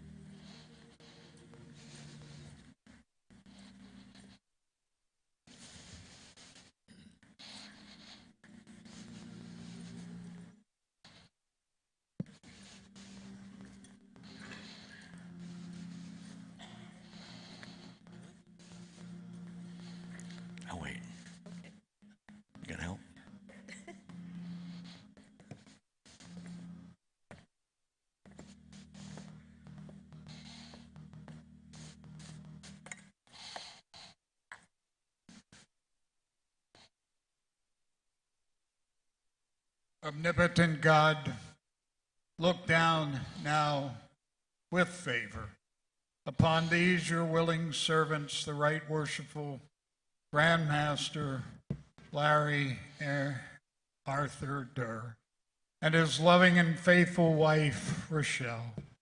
As they begin this incredible journey, may you watch over them and give them your strength and your help.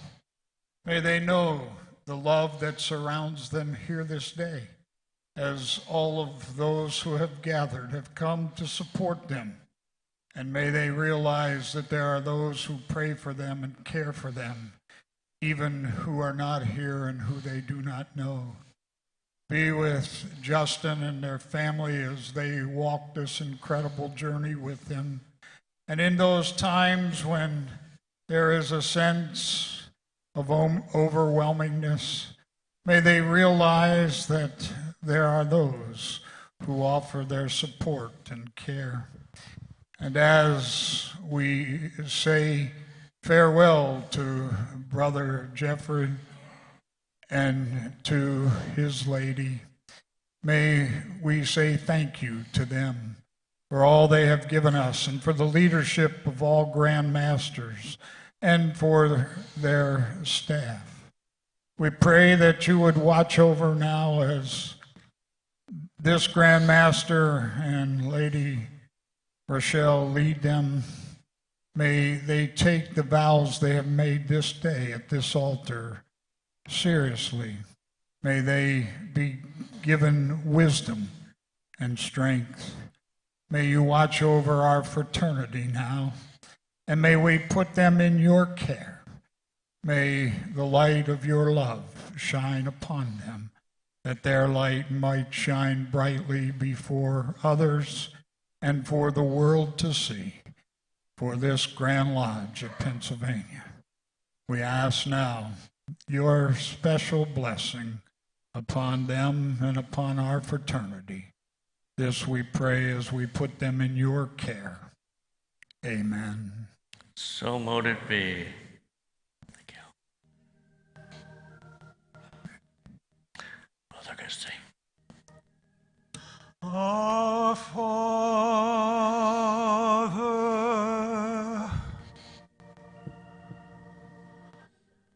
which art in heaven,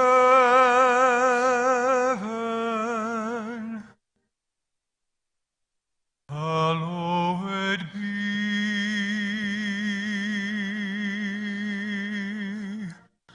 thy name.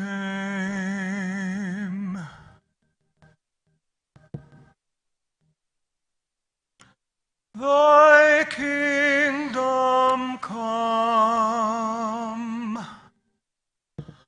thy will be done in earth as it is in heaven.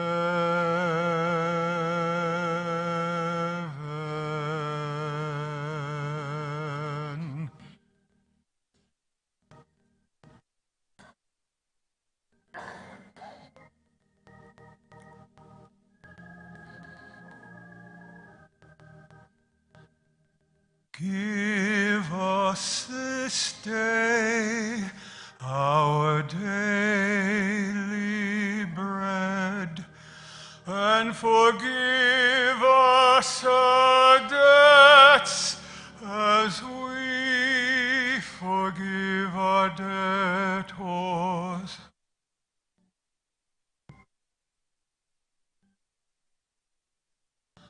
And lead us not into temptation, but deliver us from evil.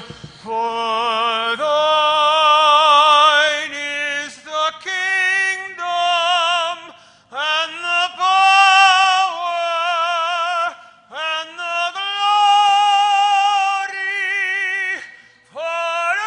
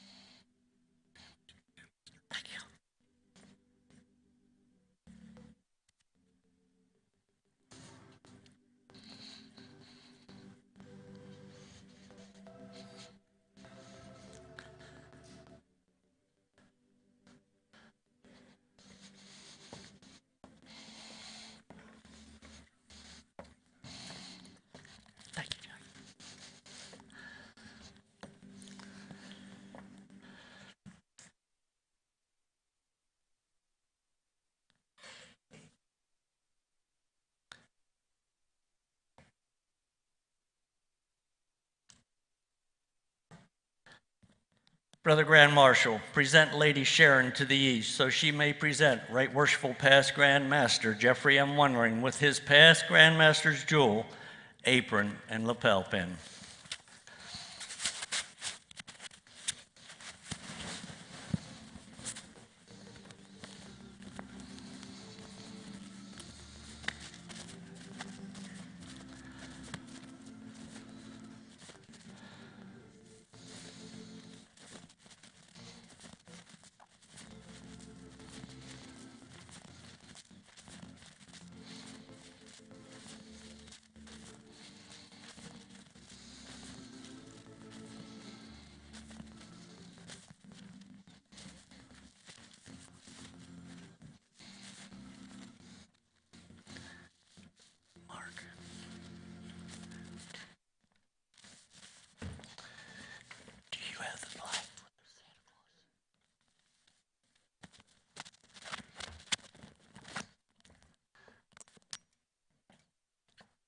Present.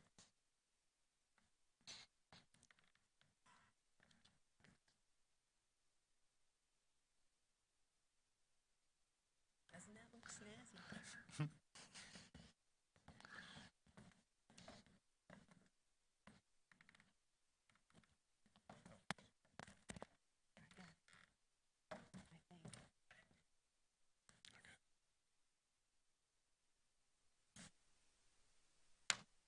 Yeah, I'm a professional at this. Got it.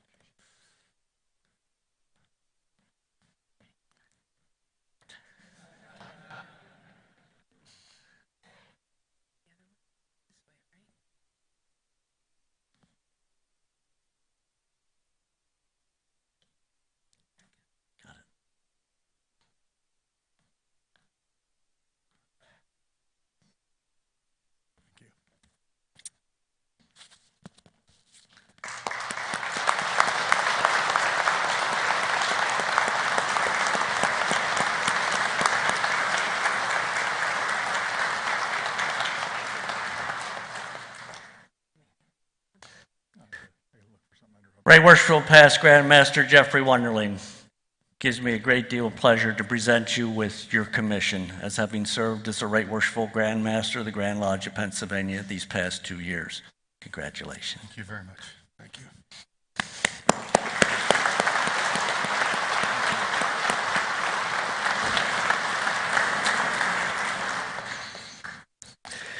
Right Worshipful Grand Secretary, read the summary of the resolution of the creation of the Pennsylvania Franklin Medal.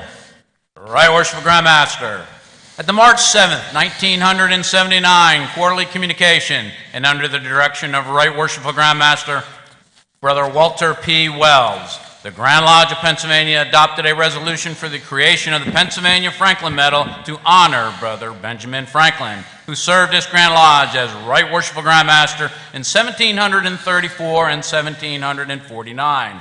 The purpose of the medal is to honor distinguished members of the craft who have rendered outstanding service to Freemasonry in general or to this Grand Lodge in particular. The intended recipients are chosen by the Right Worshipful Grand Master, Right Worshipful Deputy Grand Master, Right Worshipful Senior Grand Warden, and Right Worshipful Junior Grand Warden.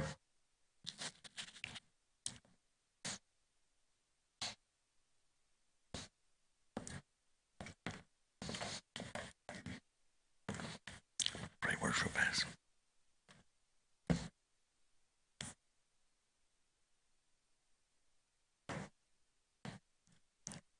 Might be a chore.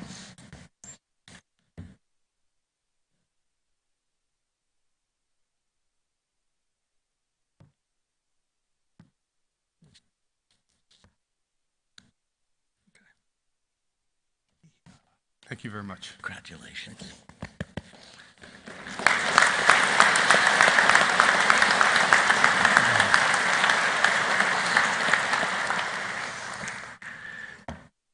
Brethren, ladies, distinguished guests, and friends, we pause in our deliberations for the purpose of paying a tribute of respect to a brother who has served in the ranks of the Masonic fraternity for 70 years. The years of man are readily divisible by the symbolic number 3. Youth, the springtime of life, one with vision and energy, the attainment of useful information is planned.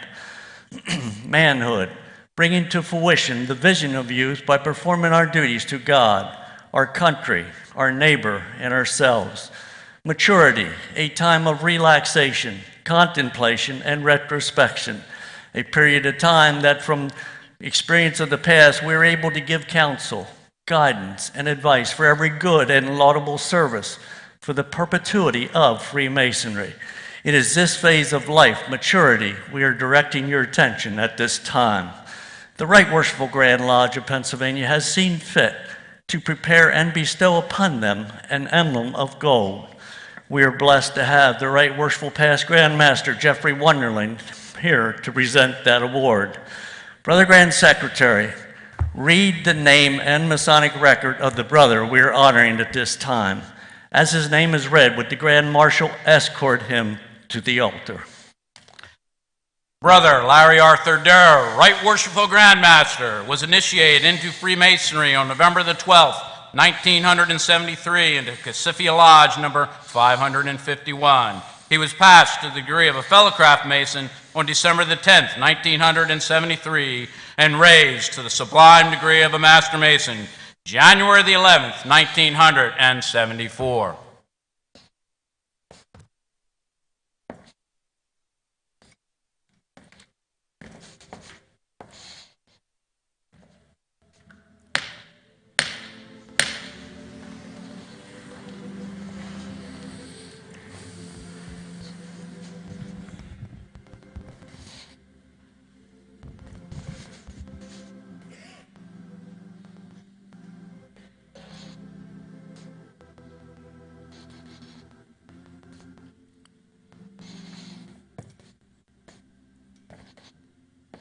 He's there now, Bobby.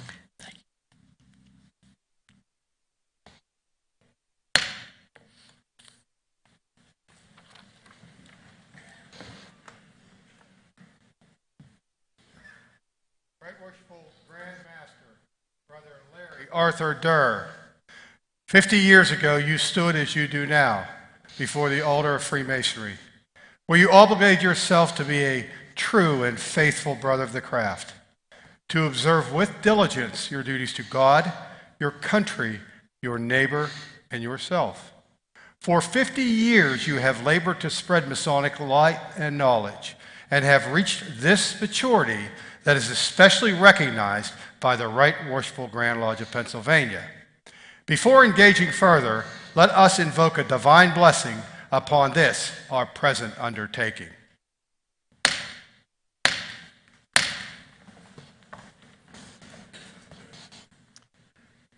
Most holy and glorious Lord God, thou great architect of heaven and earth, who art the giver of all good gifts and graces, vouchsafe to us thy guidance and grace.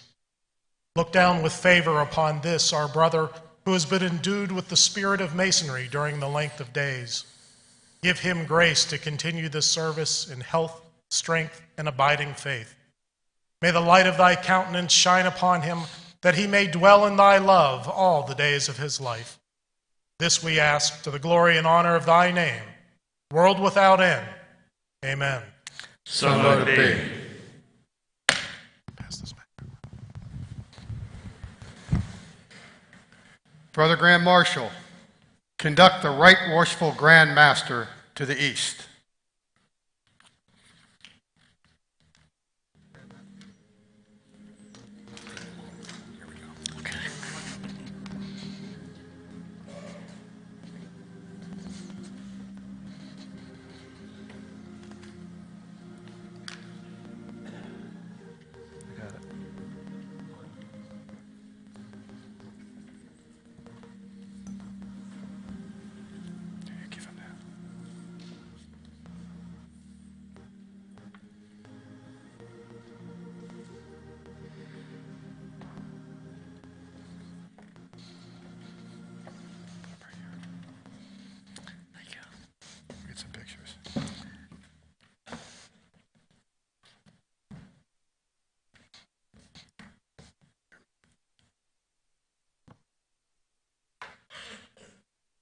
Brethren, ladies, and friends, you have heard read the Masonic record of Brother Larry Arthur Durr, Right Worshipful Grand Master.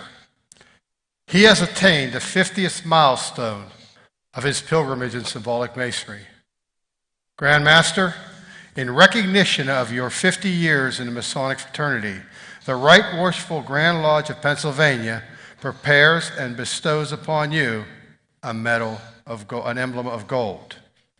By virtue of the authority in me vested by you as the Right Worshipful Grand Master of the most ancient and honorable fraternity of free and accepted Masons of Pennsylvania, I do present you with the Pennsylvania Award of Gold as a visible token of its fraternal love and grateful appreciation.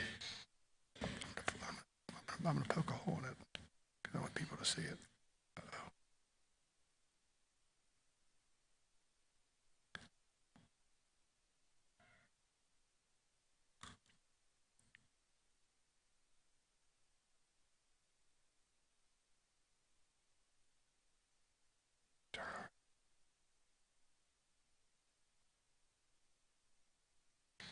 May you wear this emblem with pleasure to yourself and with honor to the fraternity wheresoever dispersed. I again congratulate you upon this distinctive recognition. And this is really going to seem weird for me to ask the Grand Master and give him permission to speak. I don't get this. Thank you so much. Thank you.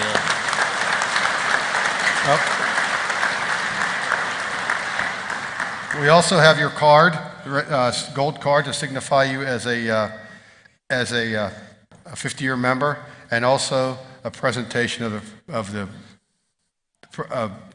pamphlet of the presentation we just did. Congratulations. Thank you. Brother and ladies, guests, visitors, you know, 50 years in Freemasonry is a long time. But I enjoyed every minute of it, and you continue to enjoy it. So with that being said, it took away my best kept secret, how old I am, so. But anyway, we're going to move on, and I do appreciate Brother Wonderling doing that presentation. I appreciate everybody's indulgence for that 50 year, but it means an awful lot, and again, thanks to everybody. So.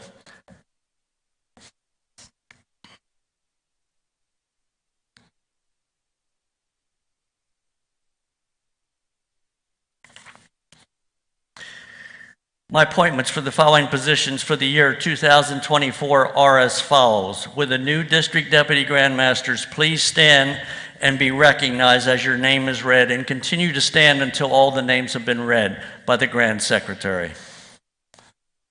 Right Worshipful Grand Master, Brother James T. Clancy, Lodge number 81, District Deputy Grand Master of the Masonic District D, Vice Brother Leonard A. Giuliani, Jr.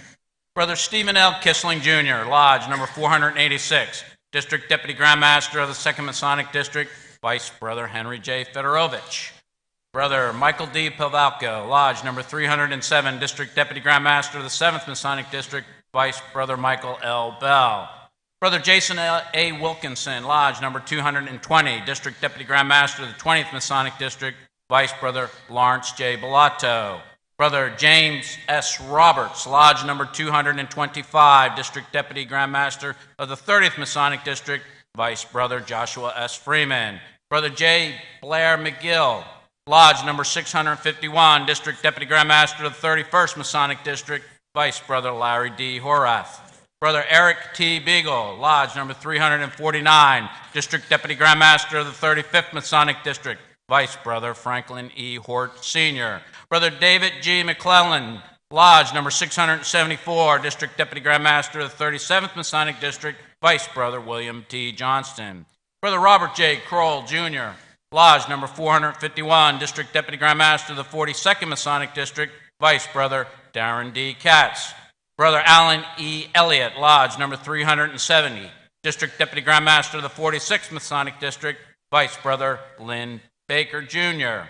Brother Gerald A. McGrew, Jr., Lodge number 509, District Deputy Grand Master of the 47th Masonic District, Vice Brother Robert J. Slater.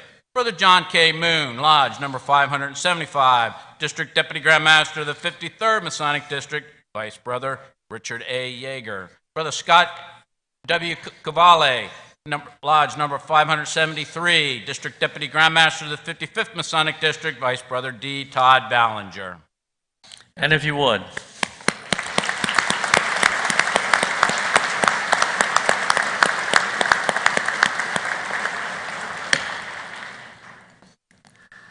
I would like to recognize the District Deputy Grand Masters who have completed their service for the Grand Lodge. Please stand and be recognized and continue standing until all the names have been read by the Grand Secretary. Right Worshipful Grand Master, Brother Leonard A. Giuliani Jr., Lodge number 52, Masonic District D. Brother Henry J. Fedorovich, Lodge number 464 of the 2nd Masonic District. Brother Michael L. Bell, Lodge number 307 of the 7th Masonic District. Brother Lawrence J. Bellato, Lodge number 220 of the 20th Masonic District. Brother Joshua S. Freeman, Lodge number 331 of the 30th Masonic District. Brother Larry D. Horath, Lodge number 337 of the 31st Masonic District. Brother Franklin E. Hort Sr., Lodge number 224 of the 35th Masonic District. Brother William D. Johnston, Lodge number 513 of the 37th Masonic District. Brother Darren D. Katz, Lodge number 336 of the 42nd Masonic District. Brother Lynn B. Baker Jr., Lodge number 616 of the 46th Masonic District. Brother Robert J. Slater Jr., Lodge number 47 of the 47th Masonic District.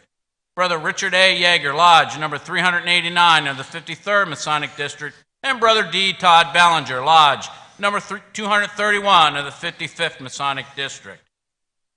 And if you would, please.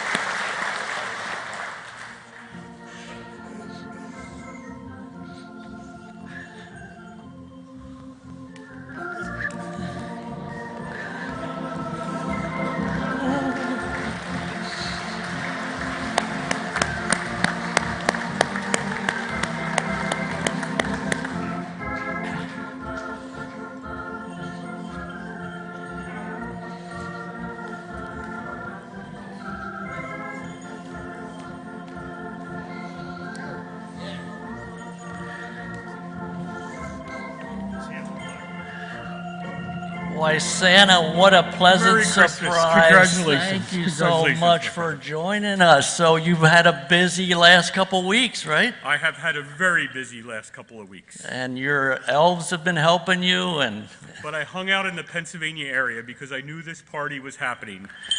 Celebration of such grand nature, and I wanted to be here just for you. well, I appreciate that, and I appreciate your presence. And so I want to present you with something.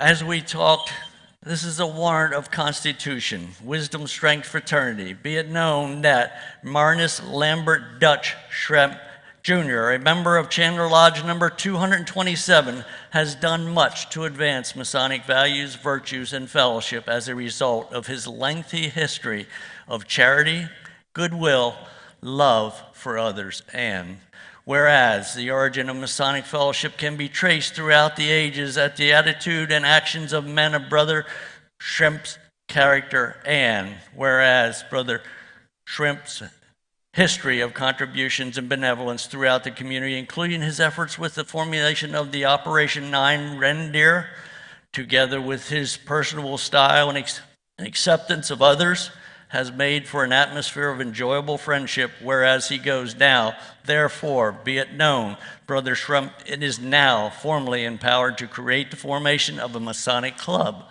to be known hereafter as the Kringle Craft. Now you can join the Grand Smoke in his club.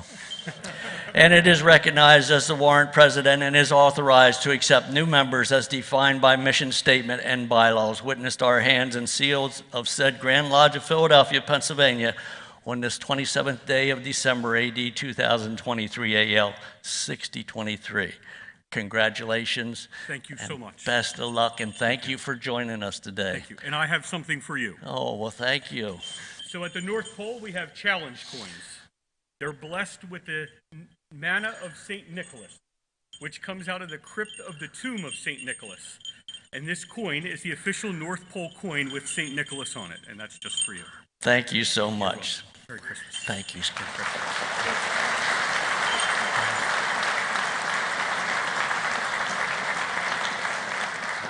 Enjoy.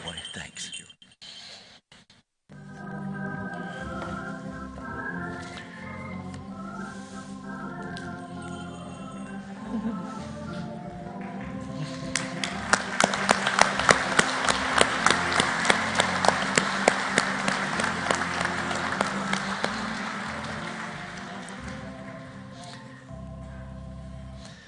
My appointments for the following positions for the year 2024 are as follows.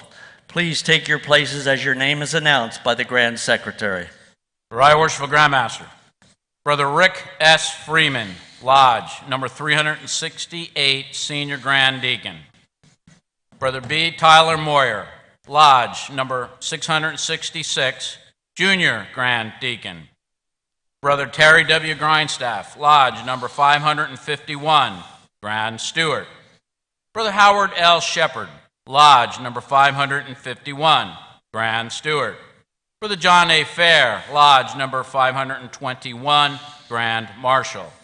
Brother Jeffrey S. Moyer, Lodge, number 43, Assistant Grand Marshal. Brother Trenton S. Mann, Lodge, number 286, Grand Sword Bearer.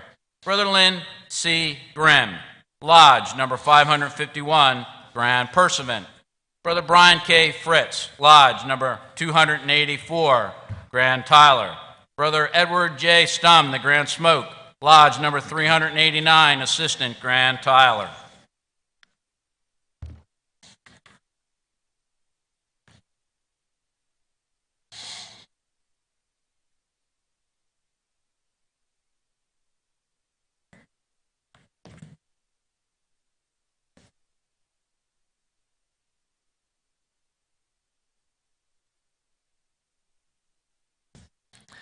We good.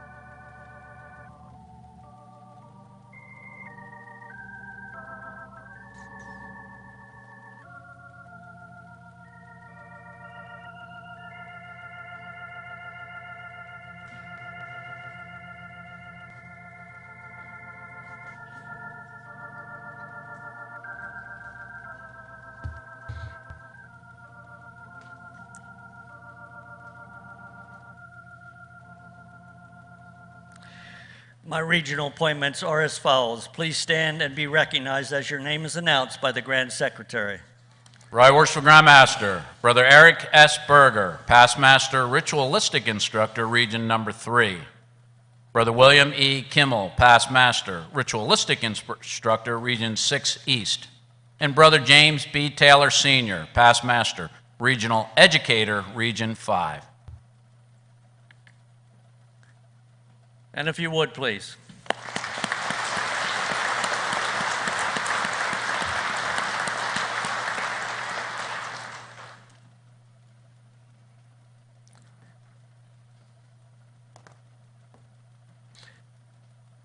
Brethren, ladies, distinguished guests, and friends, if you turned the radio on 50 years ago, you would have heard one of the top songs of 1973 by the Spinners, "Could It Be I'm Falling in Love?"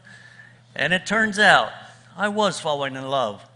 By then, I was dating my wonderful and beautiful wife, Rochelle, mother to our cherished son, Dustin. And if you would stand, please.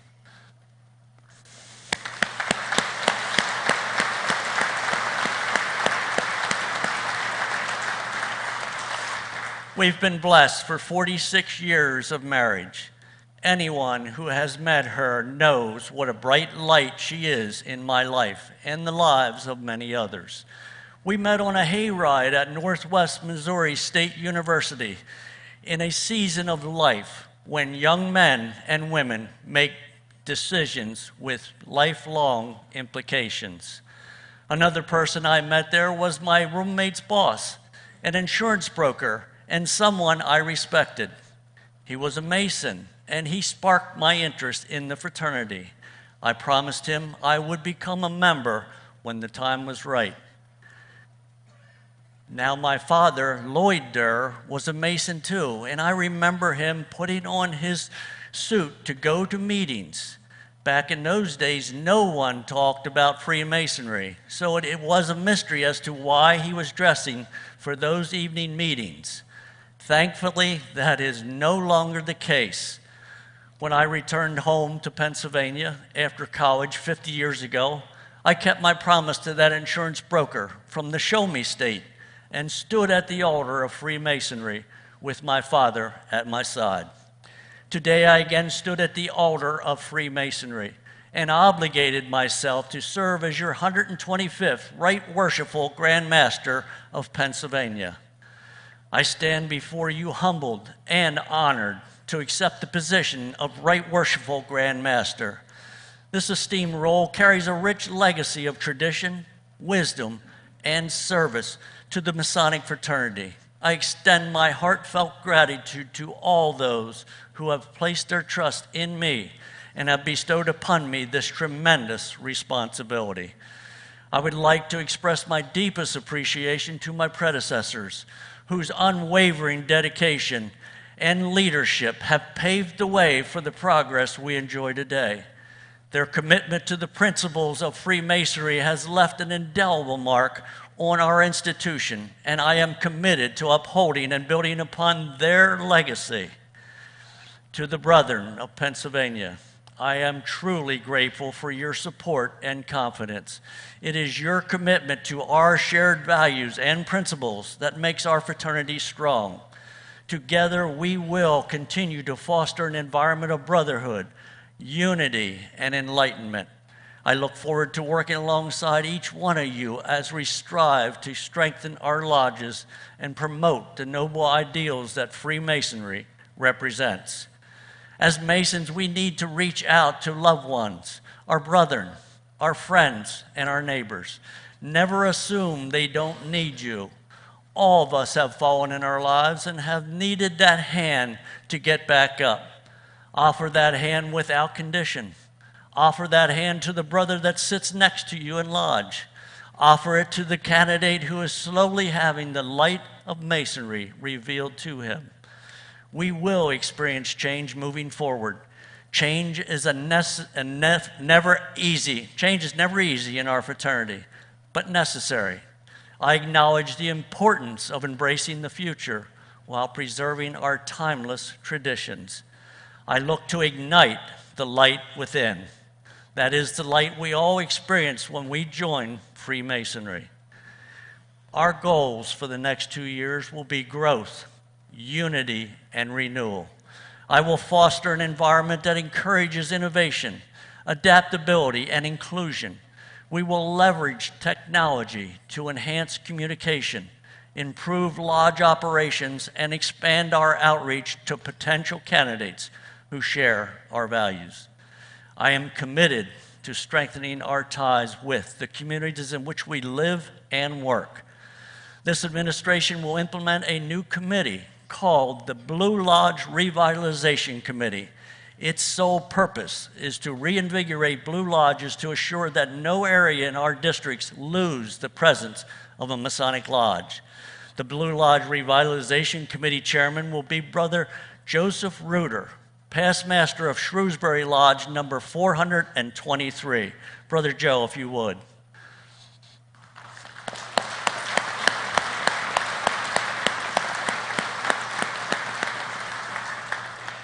In addition, we will implement a membership engagement committee to develop strategies to attract, introduce, and retain members by helping them fully engage within their lodge.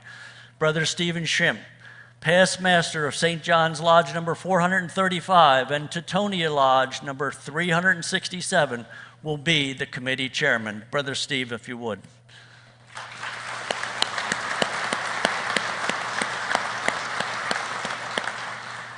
Another major step we have taken toward growth, unity, and renewal is a rebranding initiative you will see reflected in the inaugural issue of the Pennsylvania Freemason magazine. The square and compass is the universal symbol of Freemasonry worldwide, and we have simply modernized the design, shifted the colors toward more patriotic hues, and added a subtle yet unique element differentiating Pennsylvania from other jurisdictions. The 3 lines on the square represent the 3 symbolic degrees of Freemasonry. The magazine, the Grand Lodge website, and our Grand View membership system provide more detailed information on the guidelines and timeline for this implementation. Each of our Masonic charities will also undergo a rebrand in the future, so the combined image of our fraternity and our charities are both complementary and contemporary while reflecting our identity and values. Freemasonry has a long history of charitable endeavors.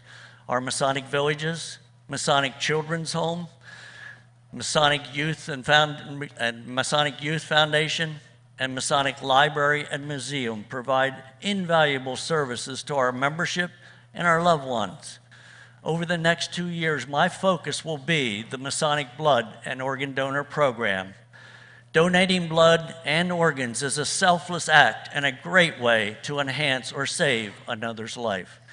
Over the past 10 years, the program has held over 800 blood drives, collected over 25,000 units of blood, and benefited up to 75,000 people, and paid out over $250,000 to Masonic charities. Masons have been collecting blood donations in Pennsylvania since 1967, and by the late 1990s, support of organ donation was added. Since 2018, over 60 brothers or family members in need of life-saving organ transplants have been helped. And in the same time, 13 brothers or family members received the life-saving gift of transplant with help from the program. The program is currently working with more than 20 people awaiting transplants. This information was pulled together by Blood and Organ Donor Program Director, Brother Bill Soloway, a 2015 heart transplant recipient. Brother Bill, if you would.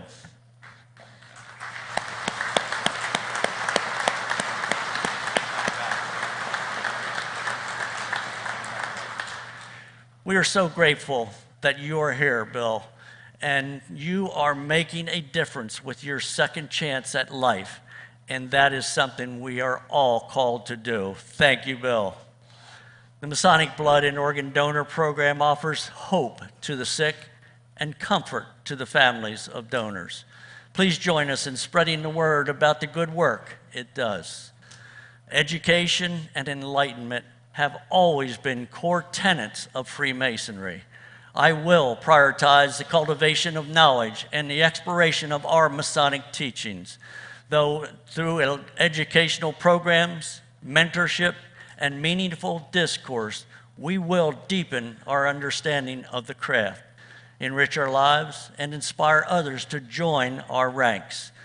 The world we live in today is complicated, with far less civility than in the past.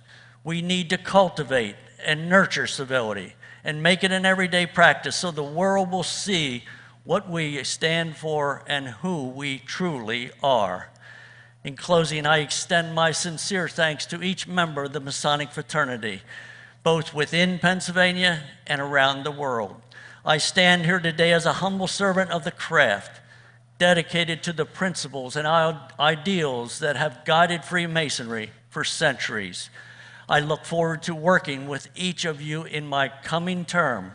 Some of you have been my brothers for a long time. All of us together gave ourselves this wonderful gift of Freemasonry. Now with this gift, we need to share it. Together, as we embark on this new chapter, let us walk hand in hand united in our commitment to brotherhood, truth, and enlightenment. May our lodges flourish, our brethren thrive, and our impact on the world be a testament to the enduring power of Freemasonry. God bless America, and God bless our kind and gentle craft. Thank you.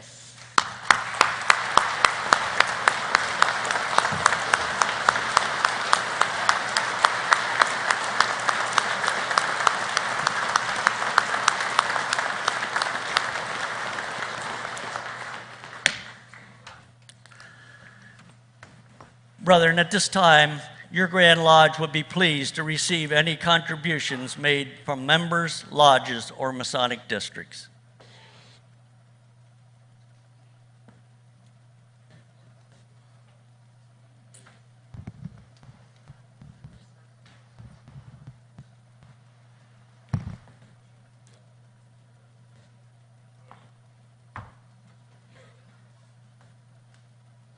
Right Worshipful Grand Master. From Masonic District B, I have 3 charity checks, 2 from Richmond Solomon Lodge number 3. One is for the Widows Fund, the other is for the Masonic Villages, and a check from Mozark Lodge number 436 for the Widows Fund. Thank you, Brother Joe. The total amount, $3,000. Thank you.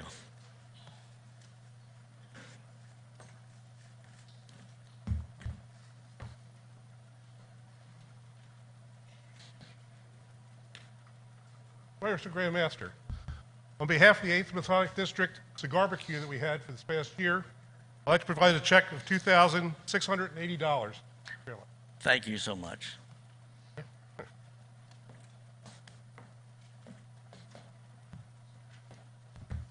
Right Worshipful Grand Master, I'd like to present a check for $2,000 from an anonymous donor of the 15th Masonic District. Thank you so much. Right Worshipful Grand Master, it is my honor and privilege to present to you 3 checks from Teutonia Lodge number 367 for the Masonic Village at Lafayette Hill, $1,000. The Masonic Village at Elizabethtown, $2,000. And to the Grand Lodge of Pennsylvania, Masonic Charities, $1,000. Thank you so much, Brother Steve. Right Worshipful Grand Master, on behalf of the 17th Masonic District School of Instruction, I have a check here for $3,500 for the Masonic Children's Home. Thank you so much.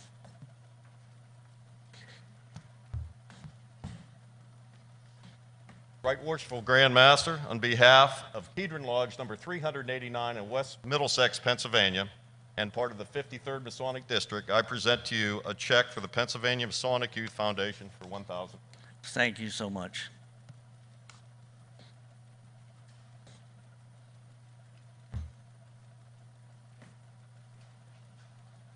Right Worshipful Grand Master, I have a few checks here from James Asia Nightclubs in Allentown has donated $250 to the Widows Guild.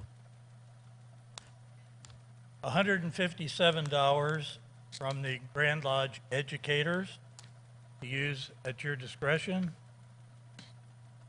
$53 from one of the mini workshops held in Region 7 for the Widows Guild.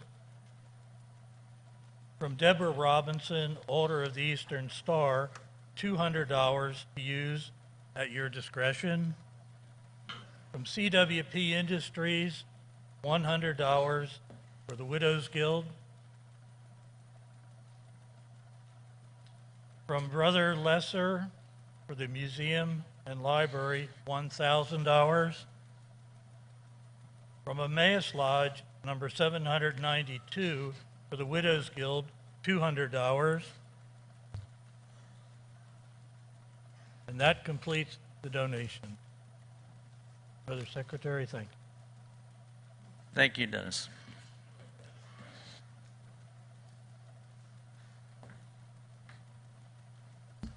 For the Right Worshipful Grand Master, from Shekinah Fernwood Lodge number 246 in Philadelphia, Masonic District B, I have a check for $200 for the Widows Program.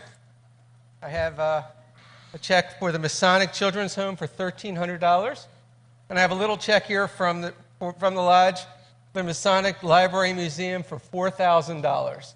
Thank you so much. Also, becoming Grand Master, being from the Philadelphia area, there's a Philadelphia Phillies hat with the Lodge name embroidered on the back of it. Thank you. Wear it well. Thank you so much.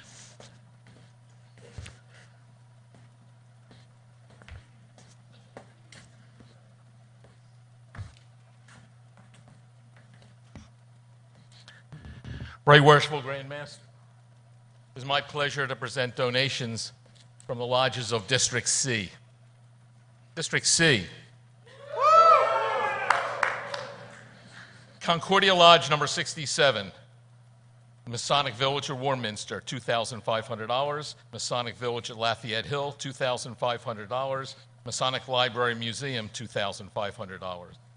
Richard Volk's Brotherhood Lodge, number 126, Help for Our Heroes, $500. Masonic Villages, Warminster, $1,000. Masonic Villages of Lafayette Hill, $1,000. Masonic Children's Home, $1,000. Palestine Roxborough Lodge, number 135, Masonic Charities, $100. Williamson Corinthian Lodge, number 368, Help for Our Heroes, $2,000. Masonic Village at Warminster, $500. Masonic Children's Home, $500. St. Albans Lodge, number 529, Outreach Program Widows Guild, $1,500 for a total of $15,600. Thank you, Right Worshipful. Thank you, Brother Sam.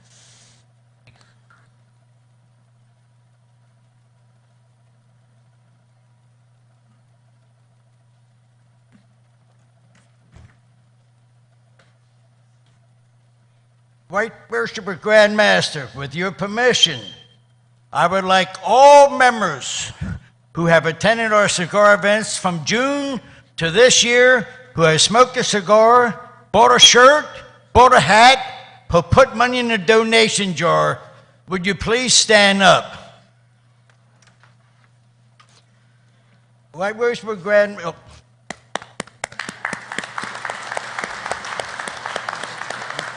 Right Worshipful Grand Master, this donation of $3,000 was collected from June till December from the Valley of Allentown, the Valley of Philadelphia, the Valley of Harrisburg, the Valley of Reading, District 8, District 5, and just general cigar picnics. By this $3,000 in 4 short years, the Cigar Lodge number 1 has donated $7,700 to the Grand Master Charity Fund. It is our pleasure, and we hope to continue. Thank you, Grand Master. Thank you very much.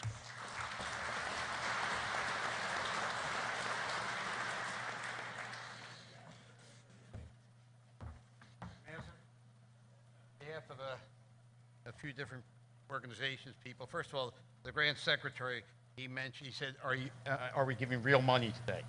I think so. So first of all, Melilla Lodge, our check is in the mail. If you want to get money immediately, talk to the Grand Treasurer. He'll advance it for us. All right. But a good friend of Bill Kingsbury and mine, and a good friend of the Grand Lodge, couldn't be here. He asked me to read this note. I'm unable to attend the annual communication this year, and I will be with my 92-year-old mother in Washington State. Please present my check for $5,000 on behalf of Right Worshipful Grand Master Wonderling and incoming Right Worshipful Grand Master Durr for the Masonic Children's Home. My congratulations to both. Thank you. Sincerely and fraternally, yours, Brother Larry Christensen. Thank you. So here we go. I have two other checks. They're tied to somebody who, we have a couple things named at the Masonic Villages for him. Jay Brosman, and he had set up a charitable remainder trust in 2004 and then another one in 2017.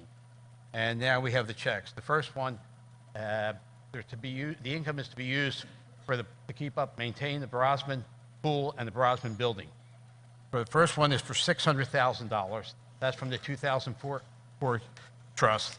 The second one is for $1,500,000. Okay. Okay. The Grand Secretary wants me to read it again. He's not used to writing numbers that big. Okay, the second one is for $1,500,000. Okay, and the first one's from the J. Brosman Charitable Remainder Trust. The second one is from the J. Brosman Testamentary Charitable Remainder Trust. So here we go. Thank you so much.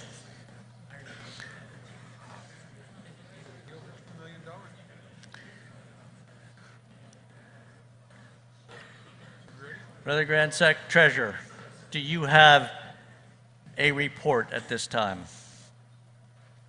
Thank you, Right Worshipful Grand Master. I would like to add to the donations anonymous donation from two brothers for the Library and Museum for the archive and preservation of tools and supplies. The total collected today for the Treasury is $2,149,240. Thank you, Right Worshipful Grand Master.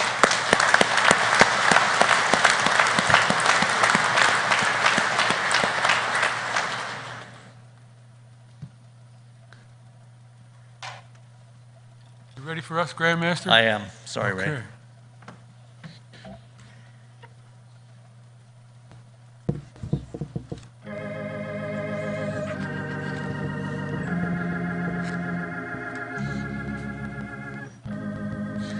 Everybody did a great job with the roast. What's that? I was walking home from school on a cold winter day. Took a shortcut through the woods, and I lost my way. It was getting late, and I was scared and alone. Then an old man took my hand, and he led me home. Mama couldn't see him, but he was standing there. But I knew in my heart he was the answer to my prayer. Oh, I believe there are angels among us, sent down to us from somewhere up above. They come to and me in our darkest hours to show us how to live, to teach us how to give, to guide us with the light of love. Hold on, Bobby. Okay. Hold on. I'm sorry. Excuse me, Grand Master, I got lost.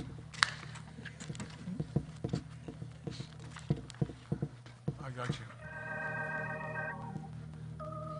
When life held troubled times and had me down on my knees, there was always someone to come along and comfort me.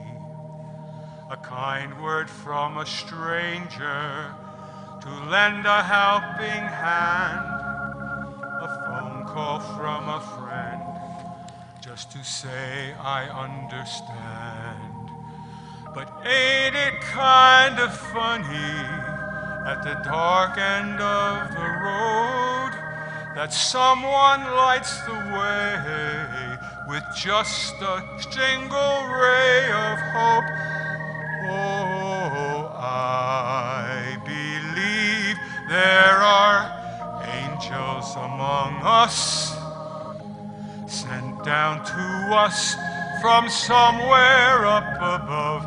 They come to you and me in our darkest hours to show us how to live, to show us how to give, to guide us with the light of love.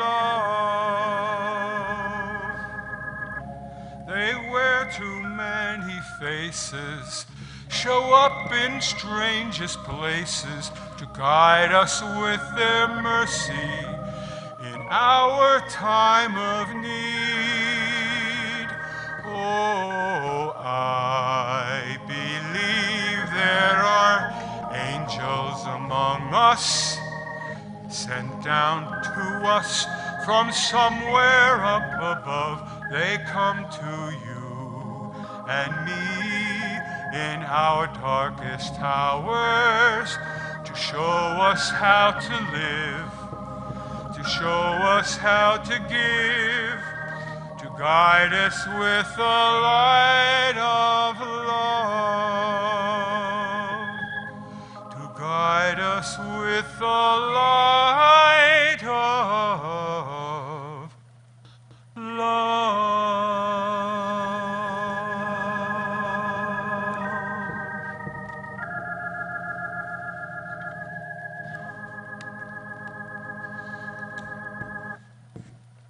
Thank you. Brother Grand Secretary, Right Worshipful Grand Secretary, have you any further business? Right Worshipful Grand Master, I have no further business.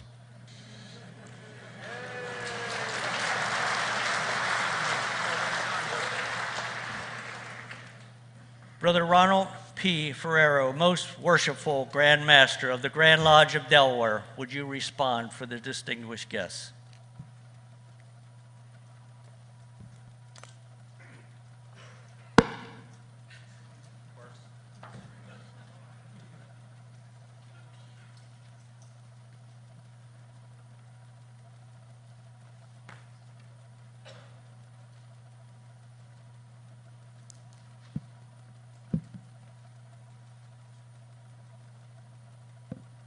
Right Worshipful Grand Master, Larry Durr, Deputy Grand Master, officers of the Grand Staff, distinguished guests, ladies, brothers all, good afternoon.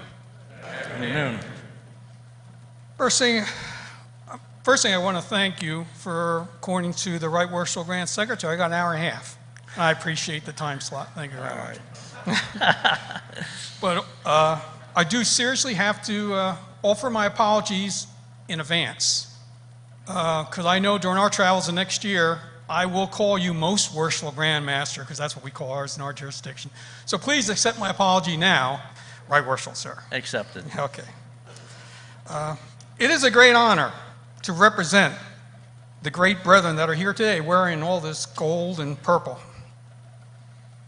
By the way, we're no different than anybody else. We're just brothers. When we get home, we got to take out the garbage and do all those chores that our bosses are sitting out there tell us to do. But it's a wonderful feeling to have the opportunity of any Grand Master to visit another jurisdiction. But for me, this jurisdiction is very special, as I was born and raised here in Pennsylvania, both as a young man and as a Mason. I am a member, and will always be, of Isaac Easter Lodge number 660 in Reading, Pennsylvania. I believe it is an honor and a privilege for me to travel to other jurisdictions and represent the jurisdiction of Delaware. The other night, while at an official visit to a Blue Lodge, a master came up to me and asked me what we do as Grand Masters when we go to these annual communications. I thought about it for a while and I said, we eat. And then we eat again. So then I asked him, what do the masters do when they get together and talk?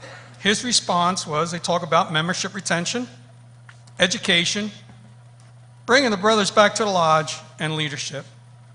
And I said, that's exactly what we do. We have a chance to exchange ideas and bring those ideas back to our jurisdiction for the benefit of all the brethren. But today, we are here to congratulate Right Worshipful past Grand Master Jeffrey Wunderling on a very successful term as Grand Master, and we wish him the best in his future endeavors. We are also here to congratulate Right Worshipful Grand Master Larry Durr on your election and installation to the Grand Oriental Chair, and we wish you the best during your term in the Grand East.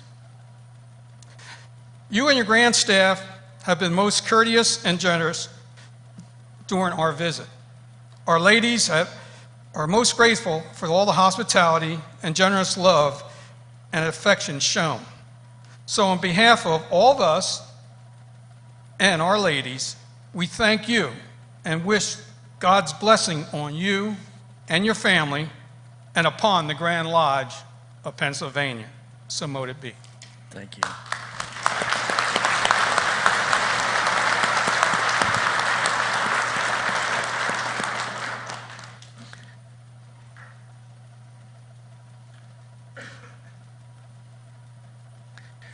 Brother S. Eugene Herod, Right Worshipful past Grand Master, have you anything to offer for the good of Freemasonry in general or this Grand Lodge in particular?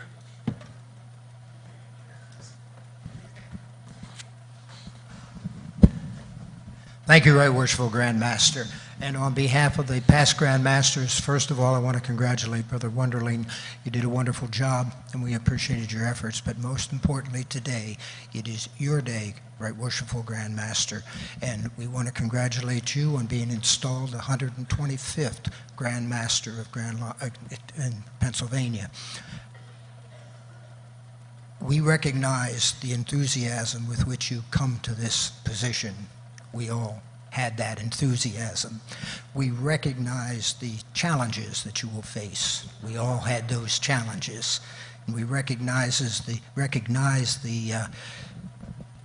unintended challenges that will arise because they came to us as well. We recognize the constructive advice that you had been receiving over the last 6 years and the constructive criticism that you will now be receiving.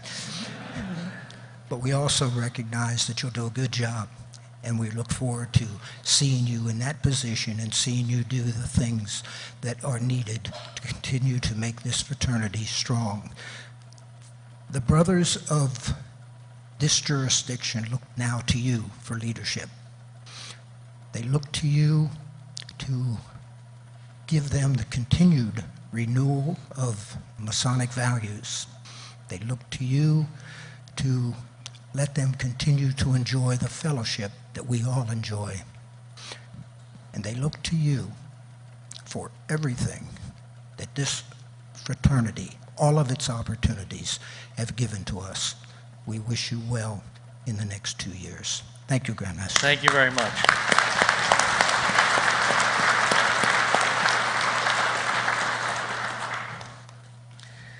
Right Worshipful Grand Secretary, have you anything to offer for the good of Freemasonry in general or this Grand Lodge in particular? Right Worshipful Grand Master. First of all, Right Worshipful past Grand Master, Brother Jethro Wunderling, past Grand Master. We've been through a lot together these last many years, and I appreciate having the opportunity to go on many adventures with you and Pookie. And you have a lot to be proud of. You have laid the foundation for many successes to come. You have accomplished so much these past 2 years and all the years that you have been through our Grand Lodge line. And look forward to you continue to work with us. Grand Master, Right Worshipful Grand Master, I'd like to congratulate you on being installed as the Grand Master, and we look forward to being part of your team. I know you're going to keep things going. You have a really aggressive schedule, and we're all looking forward to being part of that team. And Karen and I wish to congratulate you and Lady Shelley, and we look forward to being part of your team. And I'd just like to wish everybody a merry, happy, and prosperous New Year. Thank you. Thank you, Grand Secretary.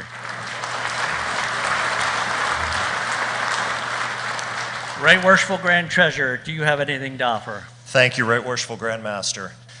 First, Right Worshipful past Grand Master Wunderling, thank you for the opportunity to travel with you I greatly appreciate everything that you've done for the fraternity, and I know that your enthusiasm will pay dividends into the future. So I congratulate you on 2 very successful years. Lady Sharon, I wish to apologize for any, what's the word I wrote down here, schemes that I may have been involved in over the last 2 years and prior. Know that payback is always available to you, as I have mentioned before. And if anybody wants to know the story, a donation to the Treasury is in order to receive the story.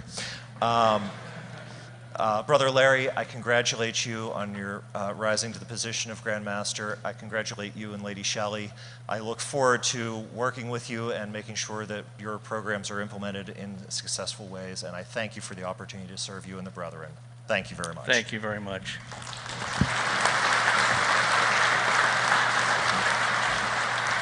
Right Worshipful Junior Grand Warden, do you have anything to offer?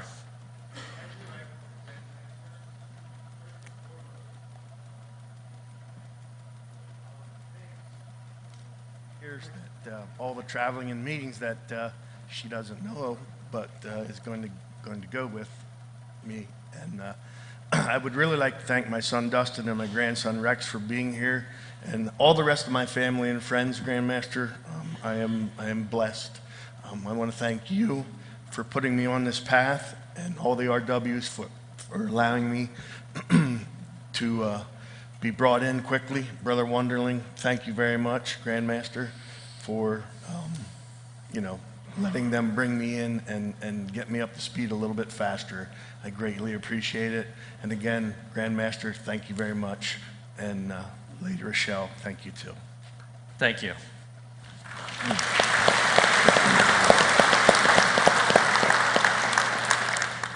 Right Worshipful Senior Grand Warden, do you have anything to offer? Right Worshipful Grand Master, behold how good and how pleasant it is for brethren to dwell together in unity. I can't tell you how good it feels to stand up here in a room and share this room with 1,000 or more people who absolutely love Freemasonry. I know you love Freemasonry because you spent the busiest time of the year putting dresses and gowns and tuxedos and regalia into boxes and driving across the state or across the country to be a part of this celebration today. The Grand Master has said he wants to ignite the light within us, and the light is clearly ignited within all of us here today, or you wouldn't be here. So I'm going to make the challenge a little harder for you. The energy that you have here today doesn't do us any good if it ends at this door behind me. That energy has to go out into the world. There are thousands of men who want what we have. So rather than just ignite the light in ourselves, let's go outside of this room and find another man who we can ignite the light of Freemasonry in, because that's what matters for us. That's what makes us who we are. So I thank you, Right Worshipful Grand Master. I'm looking forward to the next 2 years, and I appreciate all you've done so far and all you'll do for the craft going forward. Thank you. Thank you.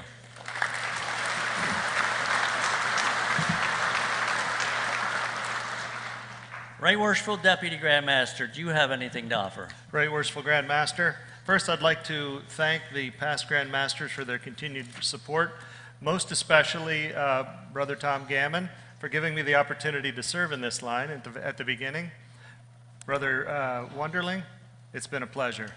Anybody who knows past Grandmaster Wonderling knows that it's a wonder he didn't get hauled out of here in a stretcher, because he left everything on the line. He spent every ounce he had for this fraternity for the last 2 years, and there's a lot of energy that's going to come forward through all of us as a result of the work he did. Brother Jeff, now I can call you Jeff? Thank you. Brother Bud, welcome to the team. It's going to be a pleasure working with you. Brother PJ, I'm sure this extra distance between us will only make our relationship more fond over time. Grandmaster, it's a pleasure serving you, and I look forward to 2 strong years with you. Finally, I just want to say thank you to my wife Allison and my daughter Catherine for being here today. Their support is the most important thing. Thank you. Thank you.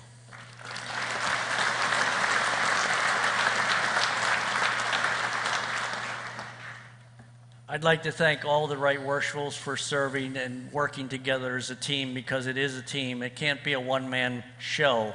And I think any past Grand would explain to you that it takes all of us to make something positive out of what we want to do or try to do over the next couple years. It's been wonderful to stand in this position and see just about every chair filled in this room. And as Brother PJ stated, you know, there's an energy or you wouldn't be here in the first place. And second in place, I agree with PJ to take the energy out there and spread it to good men, because what we're looking for is good men. But moving forward, I look forward to a strong program for 2 years. I know the district deputies will get a more in-depth look at it tomorrow at the deputies workshop, and I won't bore you with a lot of the details. But I have some ideas, and if you don't try them, you don't know if they work.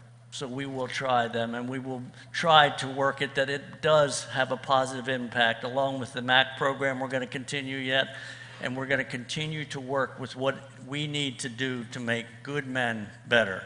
That is what we are, that's what we stand for, and we need to keep striving for that. I'd like to thank everybody that's watching this communication on the closed circuit TV. Thank you, Brother Bob, for providing that. It is great to be able to do that. I'm going to have a special meeting with my home lodge, Ashera Cassifia Lodge, number 551, diagonally across the square in Lancaster, roughly about 2 o'clock. We are all going to meet in the lobby of the Marriott. We will all have our regalia, our aprons, collars, whatever it is that you wear on. Now, the caveat is it can only hold so many people. You have to sign up at the lobby. There's people at the table right there. I'm not so sure that it's not filled already. I don't know that for a fact. But it's a short meeting for them to receive me as Grand Master, and the meeting will take probably about 45 minutes. But check and see if there's openings. I'm going to have a nice meeting over there because it's a very old lodge room. It's a vaulted ceiling with a hand-painted sculpture on the top of it, and each one of the figures on that ceiling has a Masonic meaning to it. So we're going to have a little history, and we're going to have a little history about a couple of the things that that ceiling represents. So with that being said, you know, thank everyone for being here. Thank Brother Jeff for your leadership the last 2 years. It has been a real privilege to work with you and for you. And all the other past grands, thank you for being here today. It is certainly great for me to be able to look over at all this history and all this leadership that I know I can lean on if I need to. Thank you so much. The June quarterly communication of the Grand Lodge will be held on Saturday, June 1st, 2024 at 10 o'clock a.m. at the Masonic Temple of Erie, located at 32 West 8th Street, Erie, Pennsylvania. I want to extend a thanks to Brother Robert Trimble, past master, New London Lodge, number 545. Brother Jeffrey P. Leeds, member of Thompson Lodge, number 340. Grand Lodge organist, and Brother Ray E. Foose, past master member of Newtown Lodge, number 427. Solace for our presentation, if you would.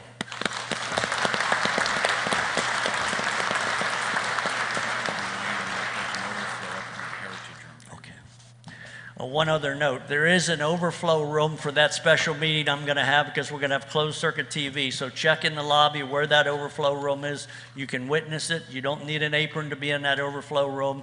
So if you want to see that meeting and can't sign up because it's full, please join us in that room.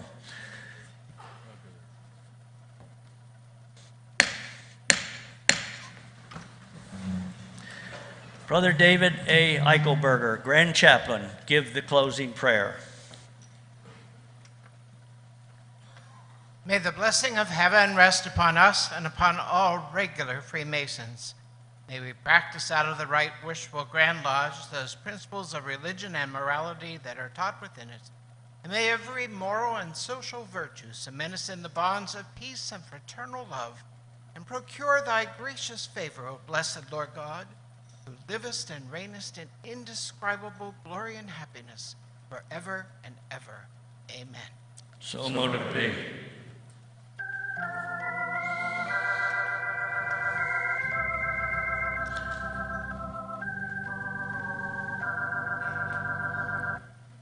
Let there be peace on earth, and let it begin with me.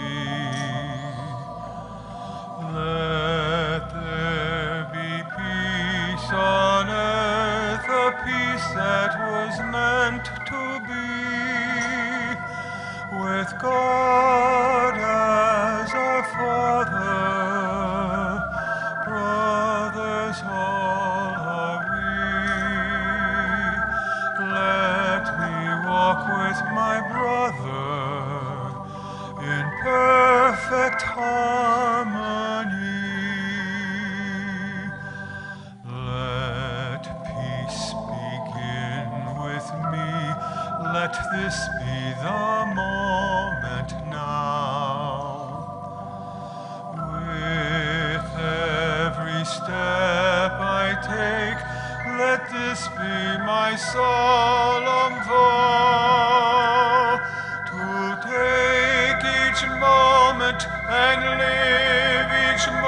retirement in peace eternally.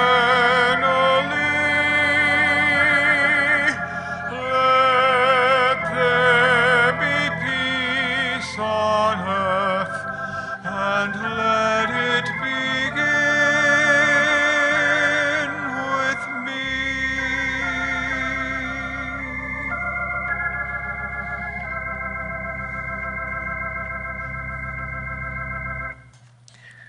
I now declare this annual Grand Communication of the Grand Lodge of Pennsylvania closed. The brethren will stand fast until the Grand Lodge officers have retired. Brother Grand Marshal, form the recessional.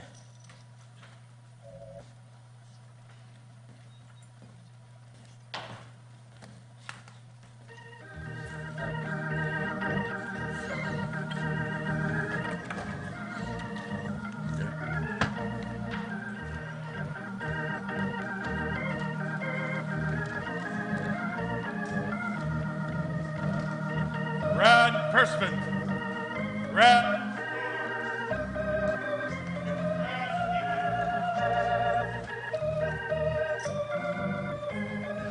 Grand Chaplains.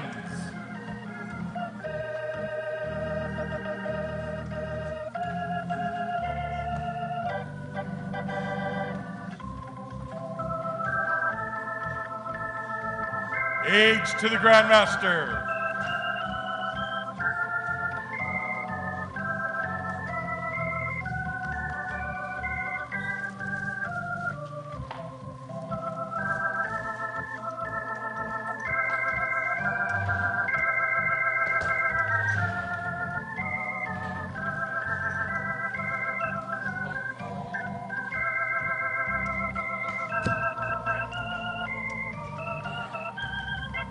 Past District Deputy Grandmasters.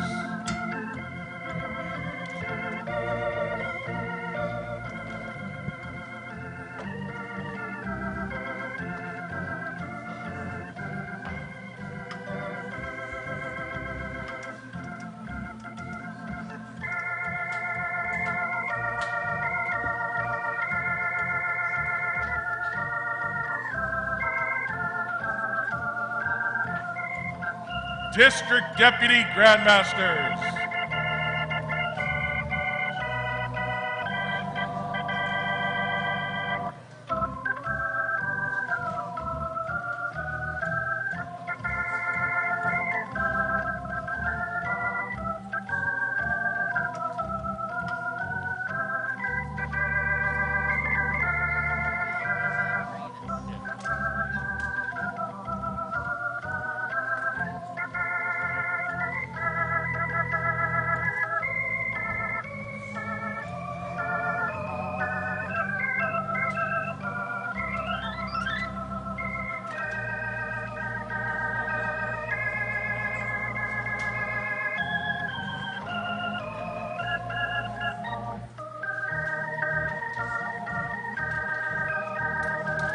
Deputy Grand Secretary.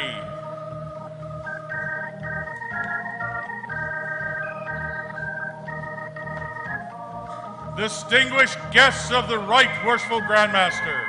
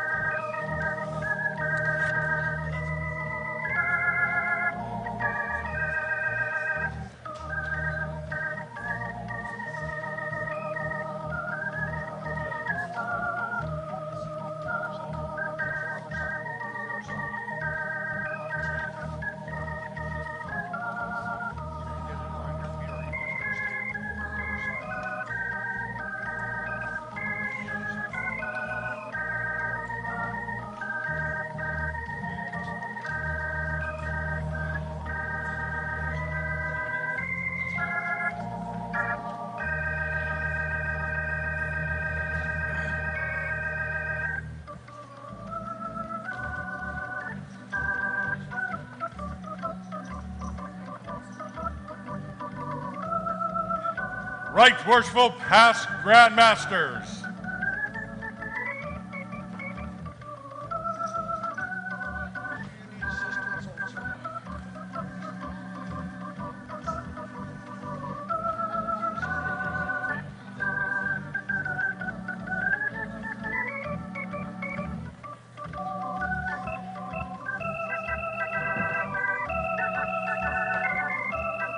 Right Worshipful Grand Secretary, Right Worshipful Grand Treasurer,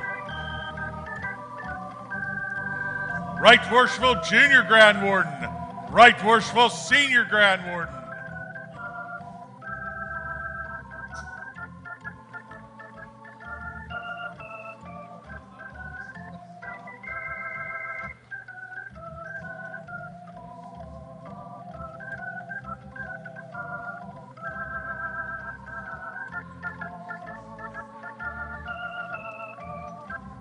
Right Worshipful Deputy Grandmaster,